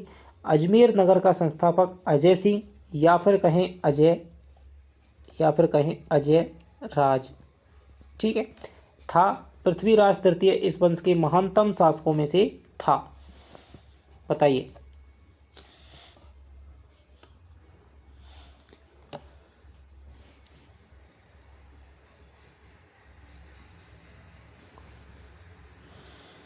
तो शाकंभरी के चौहानों के विषय में दोस्तों संस्थापक वासुदेव चौहान थे। आरंभ में परमारों के नहीं दोस्तों प्रतिहारों के सामंत थे। ठीक है, प्रतिहारों के सामंत थे। अजय सिंह था और महानतम शासकों में से पृथ्वीराज तृतीय को माना जाता है। किस दुर्ग की नैसर्गिक सुरक्षा व्यवस्था से प्रभावित होकर के अबुल फजल ने लिखा, अन्य सब दुर्ग नग्न है जबकि यह दुर्ग बख्तर बंद है। रणथंभौर, चित्तौड़, मेहरानगढ़, आमेर। तो ये हो जाएगा दोस्तों कौन सा, रणथंभौर का दुर्ग है। यह एक ऐसा किला है जिसका दरवाज़ा कोई आक्रमणकारी नहीं खोल सका। हसन निजामी का यह कथन राजस्थान के किस दुर्ग के बारे में है? लोहागढ़, तारागढ़, नाहरगढ़, जालौर। तो इसका उत्तर हो जाएगा दोस्तों जालौर दुर्ग। प्रसिद्ध बेडेश्वर धाम कहाँ स्थित है? नवाटापुरा गांव, देसूरी गांव, भूमगढ़ गांव, इनमें से कोई नहीं।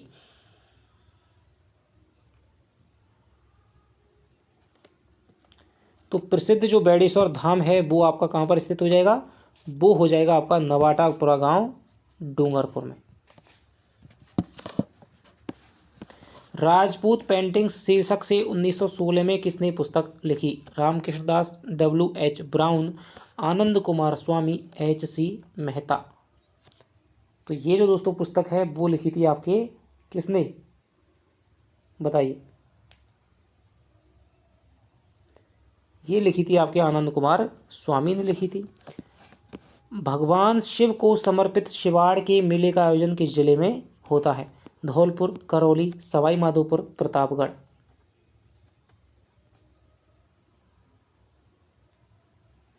तो शिवाड़ के मेले का आयोजन है दोस्तों वो होता है आपके सवाई माधोपुर में होता है। राजस्थान का राजसोनी परिवार किस कला से संबंधित है? कुंदन कार्य, मीनाकारी, पटवा, थेवा। तो आसान सा क्वेश्चन है आपका। राजसोनी जो परिवार है वो आपके थेवा कला से संबंधित है। पटेलिया, बीचियो, लालर व माछर क्या है? राजस्थानी आभूषण, राजस्थानी लोकगीत, राजस्थानी लोकवाद्य, राजस्थानी लोकनाट्य। पटेलिया, बीचियो, लालर व माछर क्या है?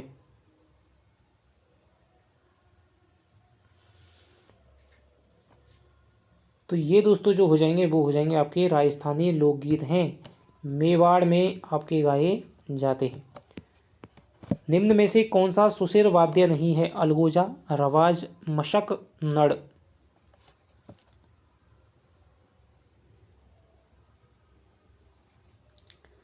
तो जो दोस्तों रवाज है वो आपका क्या है? तत्वाद्य है। ठीक है, तार की सहायता से जो बजाए जाते हैं रवाज। बाकी के तीनों हैं वो सुशिर वाद्य हैं। गीदड़ नृत्य किस अवसर पर किया जाता है? होली, विवाह, नवरात्रि, गणगौर।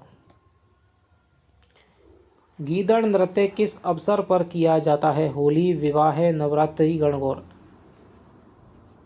तो ये जो दोस्तों हो जाएगा गीदड़ नृत्य किस अवसर पर किया जाता है? तो ये हो जाएगा होली के अवसर पर।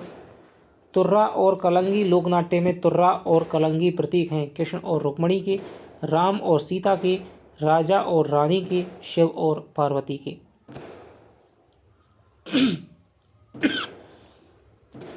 तो तुर्रा और कलंगी हैं दोस्तों वो शिव और पार्वती के प्रतीक हो जाएंगे। राम स्नेही संप्रदाय की शाखा और संस्थापक विकल्पों में असंगत है। शाहपुरा भीलवाड़ा रामदास जी, रैण शाखा संत दरियाब जी, सिंगथल शाखा हरि रामदास जी, खेड़ापा शाखा संत रामदास जी।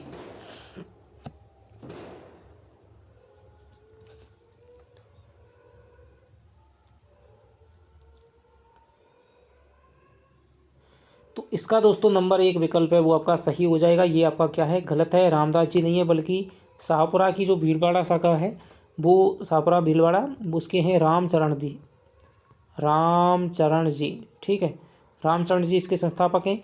रैण शाखा के दरियाव जी हैं, सिंगतल के हरिरामदास जी हैं, और खेड़ापा शाखा है उसके रामदास जी हैं, ठीक है। तो यहाँ से आपका दोस्तों बहुत क्या है क्वेश्चन पूछा जाता है, तो इसको आपको क्या है, चारों शाखाओं को आपको अच्छे से आपको याद रखना है, मिलाने के लिए ये क्या है, दे दिया जाता है।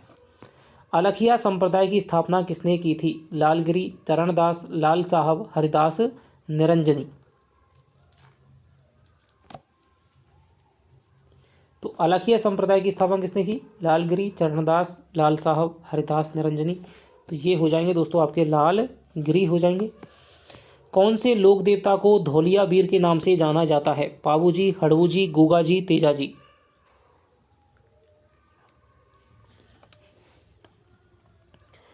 तो दोस्तों धौलिया वीर के नाम से जाने जाते हैं आपके तेजा जी।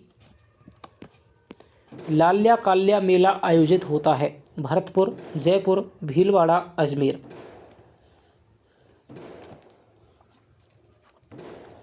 लाल्या काल्या मेला है दोस्तों वो होता है आपके कहाँ पर? अजमेर में आयोजित होता है। कोड़ामार होली कहाँ की प्रसिद्ध है? बाड़मेर, भिनाय अजमेर, ब्यावर अजमेर, और केकड़ी अजमेर।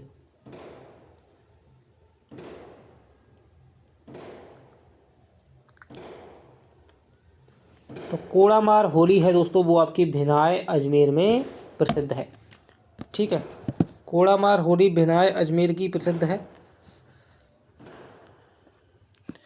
बख्तरी वस्त्र क्या है? ग्रामीण पुरुषों के शरीर के ऊपरी भाग में पहने जाने वाला वस्त्र, ग्रामीण पुरुषों के कमर के नीचे के भाग में पहने जाने वाला वस्त्र, ग्रामीण पुरुषों के सिर का वस्त्र, ग्रामीण महिलाओं के वस्त्र। बताइए। बख्तरी वस्त्र क्या है?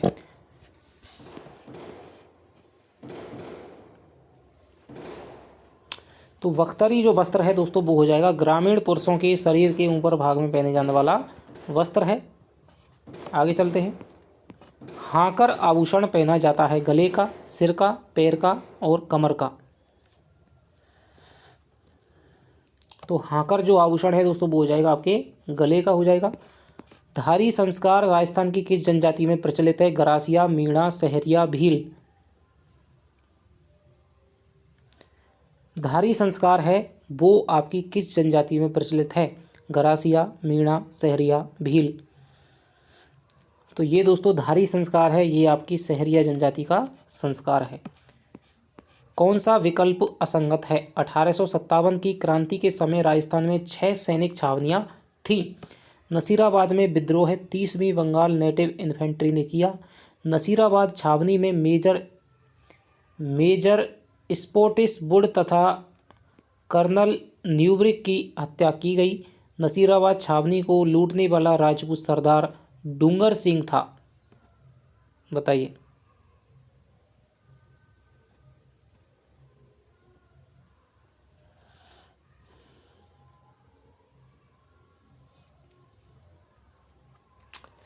तो देखते हैं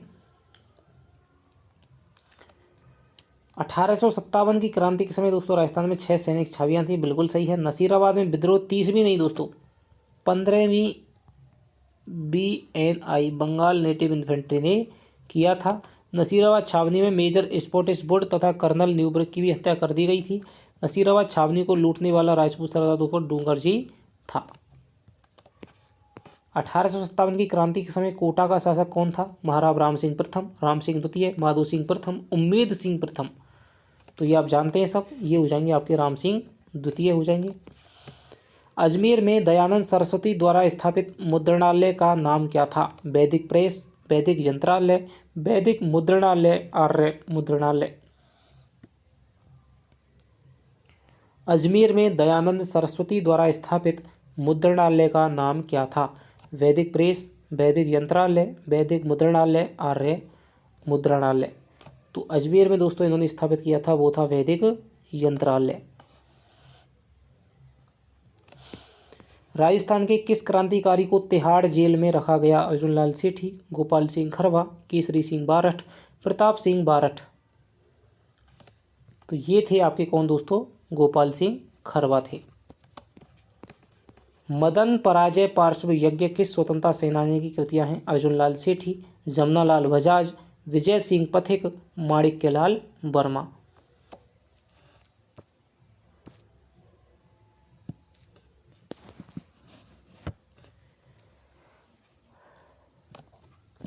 तो ये दोस्तों किसकी हैं? ये हैं आपके अर्जुन लाल सेठी की हो जाएंगी।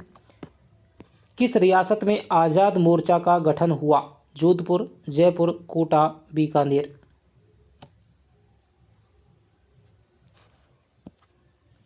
तो यहाँ पर हो जाएगा दोस्तों जयपुर में क्या है, आज़ाद मोर्चा का गठन हुआ था। बिजोलिया किसान आंदोलन में किस जाति के किसान सर्वाधिक थे? सिखी, मनसा, मेव, धाकड़। तो बिजोलिया किसान आंदोलन में किस जाति के किसान सर्वाधिक थे?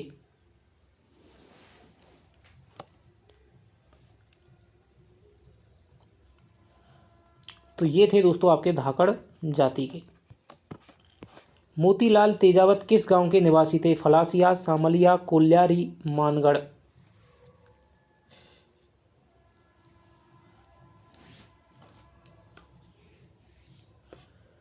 तो दोस्तों मोतीलाल जो तेजावत है,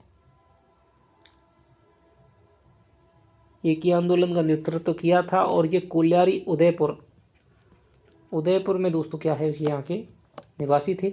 राजस्थानी भाषा के लिए राजस्थान शब्द का प्रयोग सर्वप्रथम किसने किया? कवि कुशल लाभ, सूरमल मीसड़, जॉर्ज ग्रियर्सन, जेम्स टॉड। एक बार फिर पढ़ें क्वेश्चन।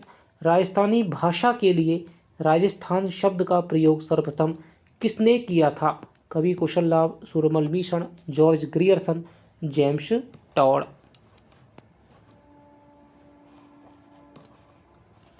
तो ये थे दोस्तों, कौन थे? ये थे आपके कवि कुशल नहीं, ये थे आपके जॉर्ज ग्रियर्सन थे। ठीक है।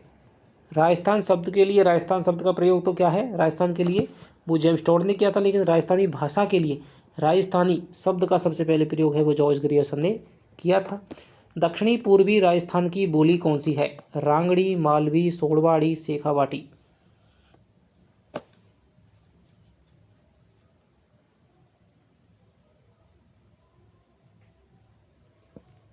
तो ये हो जाएगा दोस्तों आपके कौन सी, मालवी है जो दक्षिणी पूर्वी राजस्थान की बोली है। किस संत ने अपने लेखन में मेवाती बोली का प्रयोग नहीं किया है? लालदास, चरणदास, दयाबाई, सुंदरदास। बताइए, किस संत ने अपने लेखन में मेवाती बोली का प्रयोग नहीं किया है? लालदास, चरणदास, दयाबाई, सुंदरदास। तो ये हो जाएगा दोस्तों आपके, कौन हो जाएंगे? सुंदरदास जी हो जाएंगे, ब्रजभाषा के हैं। बल्कि दयाबाई ये लालदास की, चरणदास की शिष्य थी। लालदास भी अलवर के थे, और अलवर और भरतपुर में कौन सी बोली है यहाँ पर? ये हरियाणा की साइड में मेवात बोली जाती है। बुद्धि विलास के रचनाकार हैं बखत राम शाह, कृष्णा आढ़ा, बांकी दास, नरोत्तम।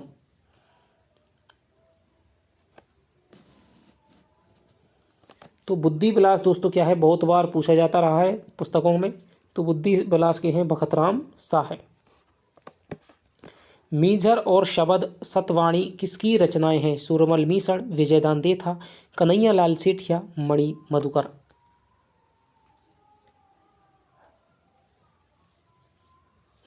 मीझर और जो दोस्तों शबद हैं वो किसकी रचनाएं हैं? सतवाणी है, एक सतवाणी, शबद और मीझर। सूरमल मीसड़, विजयदान देथा, कन्हैया लाल सेठिया, मणि मधुकर। तो ये जो दोस्तों रचनाएं हैं वो हो जाएंगी आपकी इसकी कन्हैया लाल सेठिया की। धरती धोरारी। यदि हम चाहते हैं, तो यहाँ पर हमारा क्या है दोस्तों, शिक्षण विधियाँ हैं 10 क्वेश्चन। यदि हम चाहते हैं कि विद्यार्थियों की भाषा पर पूरा अधिकार हो तो उन्हें ऐसे लेखकों की रचनाएं पढ़ने को दी जाएं जिनका भाषा पर अच्छा अधिकार हो। यह कथन किस शिक्षण विधि के संदर्भ में कहा गया है? तो एक बार आप पढ़ सकते हैं। सूत्र विधि, प्रयोग विधि, भाषा संसर्ग विधि, पाठ्य पुस्तक विधि।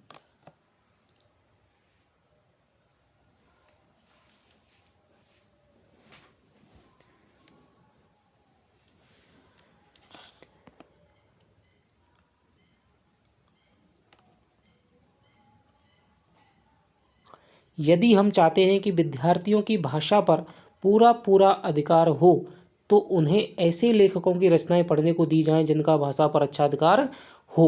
यह कथन किस शिक्षण विधि के संदर्भ में कहा गया है? भाई ये जो विधि है वो हो जाएगी आपकी कौन सी? भाषा संसर्ग विधि। कि मान लीजिए ऐसे ऐसे जैसे मुंशी प्रेमचंद है, ठीक है, ऐसे लेखक जिनका भाषा पर अच्छा अधिकार है, तो उनकी भाषा को तभी बच्चे सीख पाएंगे जब उनको अच्छी अच्छी पुस्तकें दी जाएंगी, यानी कि भाषा के संपर्क में उनको रखा जाएगा, तो भाषा से संसर्ग होगा, तो भाषा को वो स्वतः ही सीख लेंगे। ग्राह्यात्मक कौशल कौन से हैं? सुनना पढ़ना, बोलना पढ़ना, सुनना लिखना, बोलना लिखना। तो ग्राह्यात्मक कौशल आपके हो जाएंगे कौन से? सुनना और पढ़ना हो जाएंगे। किस विधा के शिक्षण के समय आप मौन पाठन को महत्व देंगे? कविता, कहानी, निबंध, संवादात्मक कहानी।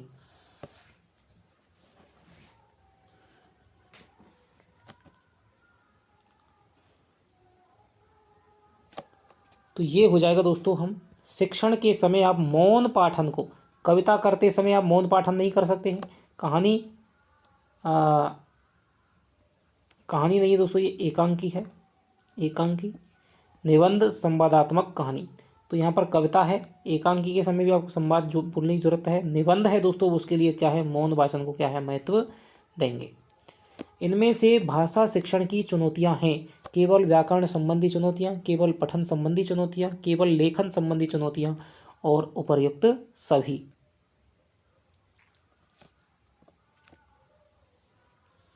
इनमें से भाषण शिक्षण संबंधी चुनौतियां हैं: केवल व्याकरण संबंधी, केवल पठन संबंधी, केवल लेखन संबंधी, उपर्युक्त सभी। इसका उत्तर हो जाएगा आपका उपर्युक्त सभी। चित्र विस्तारक यंत्र किस प्रकार की सहायक सामग्री है? यांत्रिक श्रव्य, यांत्रिक दृश्य श्रव्य, यांत्रिक दृश्य सामग्री, इनमें से कोई नहीं।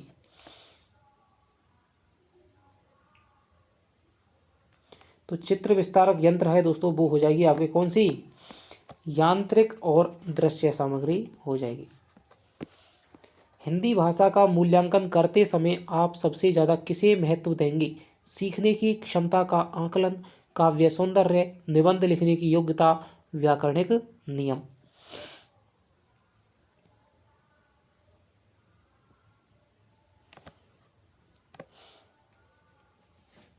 दोस्तों यदि हम हिंदी का भाषा का मूल्यांकन कर रहे हैं तो हम दोस्तों सबसे पहले उसमें सीखने की क्षमता का आकलन पे महत्व देना चाहेंगे, क्योंकि और बाकी चीज़ें हैं वो उतनी ज़्यादा महत्वपूर्ण नहीं है। मौखिक परीक्षा का सबसे पहले प्रयोग किसने किया था?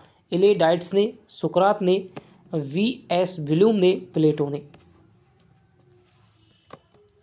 तो सबसे पहले दोस्तों क्या है, मौखिक परीक्षा जो सबसे पहले आयोजित करवाई थी वो थी दोस्तों इलेडाइट्स ने, जबकि मौखिक जो परीक्षा प्रणाली है उसकी शुरुआत है वो क्या है? सुकरात ने की थी। संज्ञानात्मक ज्ञान का उच्चतम स्तर कौन सा है? उच्चतम है दोस्तों, उच्चतम ज्ञान, मूल्यांकन, संश्लेषण और बोध। तो संज्ञानात्मक ज्ञान का उच्चतम स्तर कौन सा होता है दोस्तों? ये आप जानते हैं, मूल्यांकन हो जाएगा।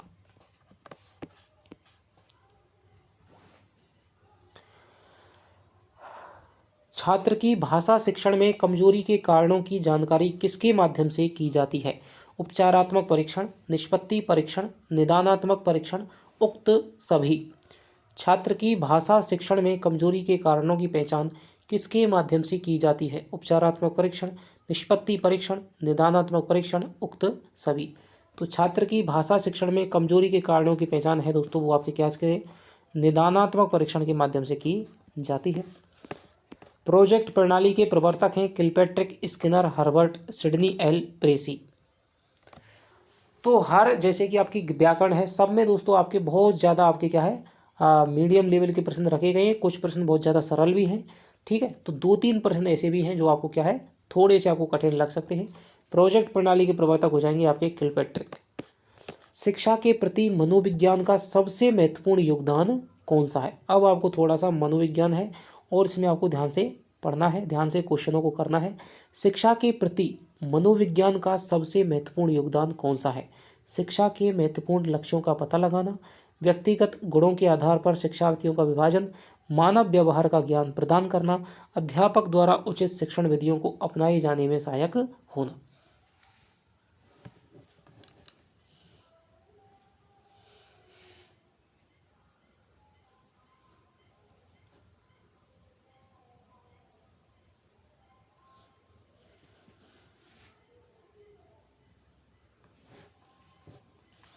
तो शिक्षा के प्रति दोस्तों मनोविज्ञान का सबसे महत्वपूर्ण योगदान क्या है, वो यही है कि मानव व्यवहार का ज्ञान प्रदान करने की जो शक्ति है वो मनोविज्ञान ने दी है।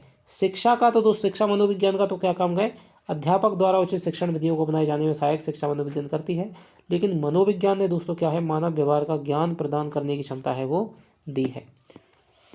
वाटसन के अनुसार शैशवावस्था में सीखने की सीमा और तीव्रता विकास की ओर किसी भी अवस्था की तुलना में अधिक होती है।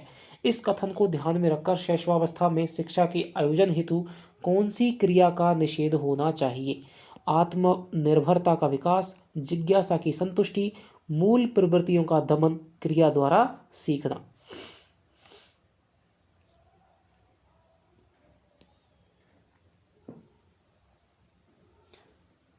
तो यहाँ पर जो उत्तर हो जाएगा दोस्तों वो हो जाएगा आपका मूल प्रवृत्तियों का। किसी भी बच्चे की हमें मूल प्रवृत्तियों का दमन नहीं करना चाहिए। आनुवंशिकता की इकाई है क्रोमोसोम, निषेचित अंडा, जीन, युग्मज। तो आनुवंशिकता की इकाई कौन सी हो जाएगी, ये हो जाएगी आपकी जीन हो जाएगी। बालक में प्रभावी अधिगम हेतु निम्न में से कौन सा विकल्प सबसे कम महत्व रखता है? अधिगम के शारीरिक आधार, अधिगम के अभिप्रेरणात्मक आधार, अधिगम के बौद्धिक आधार, अधिगम के दार्शनिक आधार।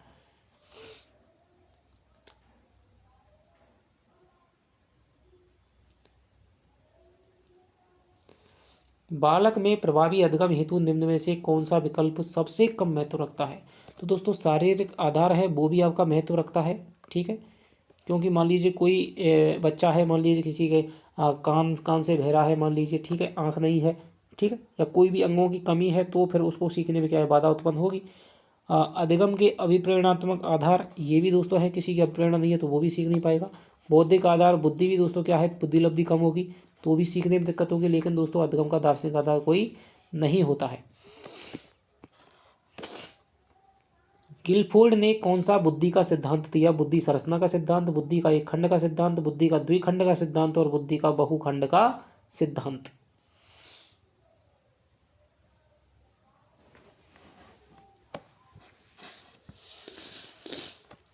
तो इसका उत्तर हो जाएगा दोस्तों बुद्धि की संरचना का सिद्धांत। बुद्धि की संरचना का सिद्धांत है वो गिलफोर्ड ने दिया था। बुद्धि का एक खंड का सिद्धांत है वो अल्फ्रेड विने ने दिया था। बुद्धि का द्विखंड का सिद्धांत स्पीयरमैन ने दिया था और बुद्धि का बहुखंड का सिद्धांत है वो थॉर्नडाइक ने दिया था। व्यक्तित्व के निर्धारक हेतु स्याही के धब्बों द्वारा परीक्षण का निर्माण किसने किया था? रोरसा, वुडवर्थ, कैटेल, मुर्रे। तो ये आप जानते हैं किसने किया था, रोरसा ने किया था। यदि बाह्य अभिप्रेरणा युक्ति है तो आंतरिक अभिप्रेरणा है एक शुरुआत, अपने आप में एक अंत, एक शुरुआत तथा अंत कोई नहीं। यदि बाह्य अभिप्रेरणा युक्ति है तो आंतरिक अभिप्रेरणा दोस्तों अपने आप में एक क्या है, अंत हो जाएगी। एक बच्चा जो पढ़ने में कमजोर है अपनी असफलता का कारण अध्यापक का पक्षपात बताता है, वह निम्न में से किस रक्षा युक्ति का प्रयोग कर रहा है? उत्क्रमण रचना, प्रक्षेपण, दमन, क्षतिपूर्ति। एक बच्चा जो पढ़ने में कमजोर है अपनी असफलता का कारण अध्यापक का पक्षपात बताता है, वह निम्न में से किस रक्षा युक्ति का प्रयोग कर रहा है? उत्क्रमण रचना, प्रक्षेपण, दमन, क्षतिपूर्ति। तो इसका जो उत्तर हो जाएगा दोस्तों वो हो जाएगा आपका कौन सा, वो हो जाएगा प्रक्षेपण। व्यवहार के कारण व्यवहार में परिवर्तन ही अधिगम है, कथन किसका है? स्किनर, पील, गिलफोर्ड, वुडवर्थ।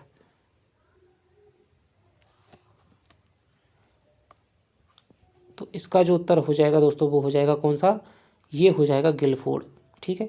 व्यवहार के कारण व्यवहार में परिवर्तन ही अधिगम है, ये गिलफोर्ड की परिभाषा है। मानसिक रूप से पिछड़े बालकों के लगे निम्न में से कौन सी व्यूह रचना कार्य करेगी? कार्यों को मूर्त रूप से समझाना, विद्यार्थियों को लक्ष्य निर्धारित करने के लगे प्रोत्साहित के लिए, ये दोस्तों लिए है कि मानसिक रूप से जो बालक मान लीजिए पिछड़े हुए हैं उनके लिए निम्न में से कौन सी व्यूह रचना है वो हमें अपनानी चाहिए? कार्य को मूर्त रूप से समझाना और आपके विद्यार्थी को लक्ष्य निर्धारित करने में प्रोत्साहन देना और स्वयं अध्ययन के अवसर प्रदान करना, सहायता के लिए बाहर से संसाधनों की प्राप्य करना। तो बताइए कौन सा हमें मंदबुद्धि बालकों के लिए कौन सी व्यूह रचना को अपनाना चाहिए। तो इसका जो दोस्तों उत्तर हो जाएगा वो हो जाएगा आपके क्या, कार्य को मूर्त रूप से समझाना। जो बालक पिछड़े हुए हैं, जो बालक मंदबुद्धि हैं, तो उनको हमें क्या है, कार्य को मूर्त रूप से समझाना चाहिए। यानी कि एक ऐसे नहीं कि अमूर्त प्रत्ययों को लेकर के हम पढ़ा रहे हैं, ठीक है। जबकि जो विकल्प हैं वो क्या है, प्रतिभाशाली या फिर क्या है, जो तीव्र बुद्धि वाले हैं उनके लिए हो जाएंगे स्वयं अध्ययन के अवसर प्रदान करना, सहायता के लिए बाहर से संसाधनों को प्राप्त करना। निःशुल्क एवं अनिवार्य बाल शिक्षा अधिकार अधिनियम 2019 दिव्यांग बच्चों की निःशुल्क शिक्षा के अधिकारों को सुरक्षित करता है।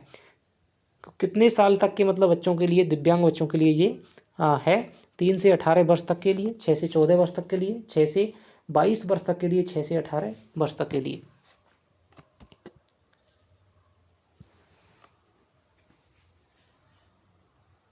तो ये हो जाएगा दोस्तों 6 से 18 वर्ष तक के बालकों के लिए।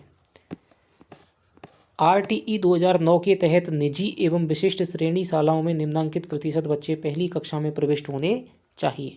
20%, 25%, 30% और 40%।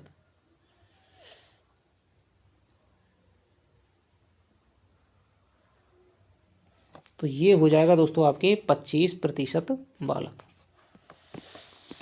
राजस्थान निःशुल्क एवं अनिवार्य बाल शिक्षा नियम 2011 के अनुसार प्रारंभिक शिक्षा परिषद के प्रमुख होंगे मानवाधिकार आयोग के अध्यक्ष, सर्व शिक्षा अभियान के निर्देशक, राज्य के मुख्य सचिव, आरंभिक शिक्षा के निर्देशक।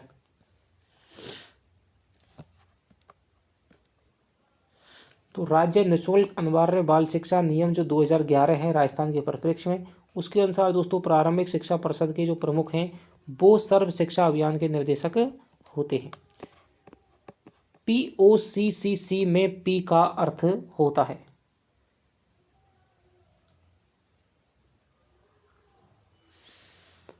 Planning, public placement, personality. तो ये क्या है, स्कूल प्रबंधन का एक सिद्धांत है POCCC। तो इसमें दोस्तों P का अर्थ क्या होता है, प्लानिंग, पब्लिक प्लेसमेंट, पर्सनैलिटी। बताइए। तो इसमें जो POCC में P का अर्थ होता है वो होता है आपका क्या है, प्लानिंग होता है। इस सबसे पहले मान लीजिए हमें कोई भी स्कूल में कोई भी योजना हमें शुरुआत करनी है तो सबसे हमें क्या है, उसको क्या है, योजना बनानी पड़ेगी, प्लानिंग करनी पड़ेगी। नई शिक्षा नीति 2020 की घोषणा कितने वर्षों बाद में की गई है, 34 वर्ष, 56 वर्ष, 42 वर्ष और 24 वर्ष। तो 2020 की घोषणा है दोस्तों वो आपके क्या है, 34 वर्षों के उपरांत में की गई है, 1986 के बाद में, ठीक है। तो आज क्या है, 34 वर्ष 2020 तक हो गई थी। निम्न में से कौन सी सूचना एवं संप्रेषण प्रौद्योगिकी का उदाहरण है, ई-गवर्नेंस, ई-बैंकिंग, ईमेल, सभी। तो सूचना एवं संप्रेषण प्रौद्योगिकी का दोस्तों क्या है, इसमें उपर्युक्त सभी ही उदाहरण है। आगे चलते हैं। निम्न में से कौन सा ICT का पाठ्य सहकर्मी सहयोग है, शिक्षकों का वेतनमान तैयार करना, स्कूल पत्रिका का प्रकाशन, परिणाम व रिपोर्ट बनाना, पाठ योजना निर्माण। तो ये पूछ रहा है कि जो टेक्नोलॉजी है उसका दोस्तों क्या है, पाठ्य सहगामी, ठीक है, पाठ्य सहगामी सहयोग होना चाहिए।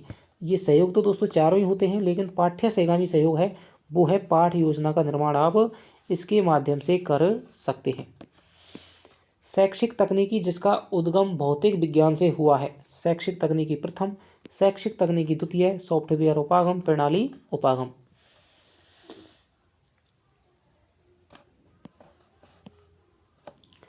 तो भौतिक विज्ञान यानी कि फिजिक्स वगैरह से जो क्या है, हार्डवेयर तकनीक है, जैसे कि शैक्षिक तकनीकी प्रथम भी कहा जाता है, तो इसका उद्गम हुआ है।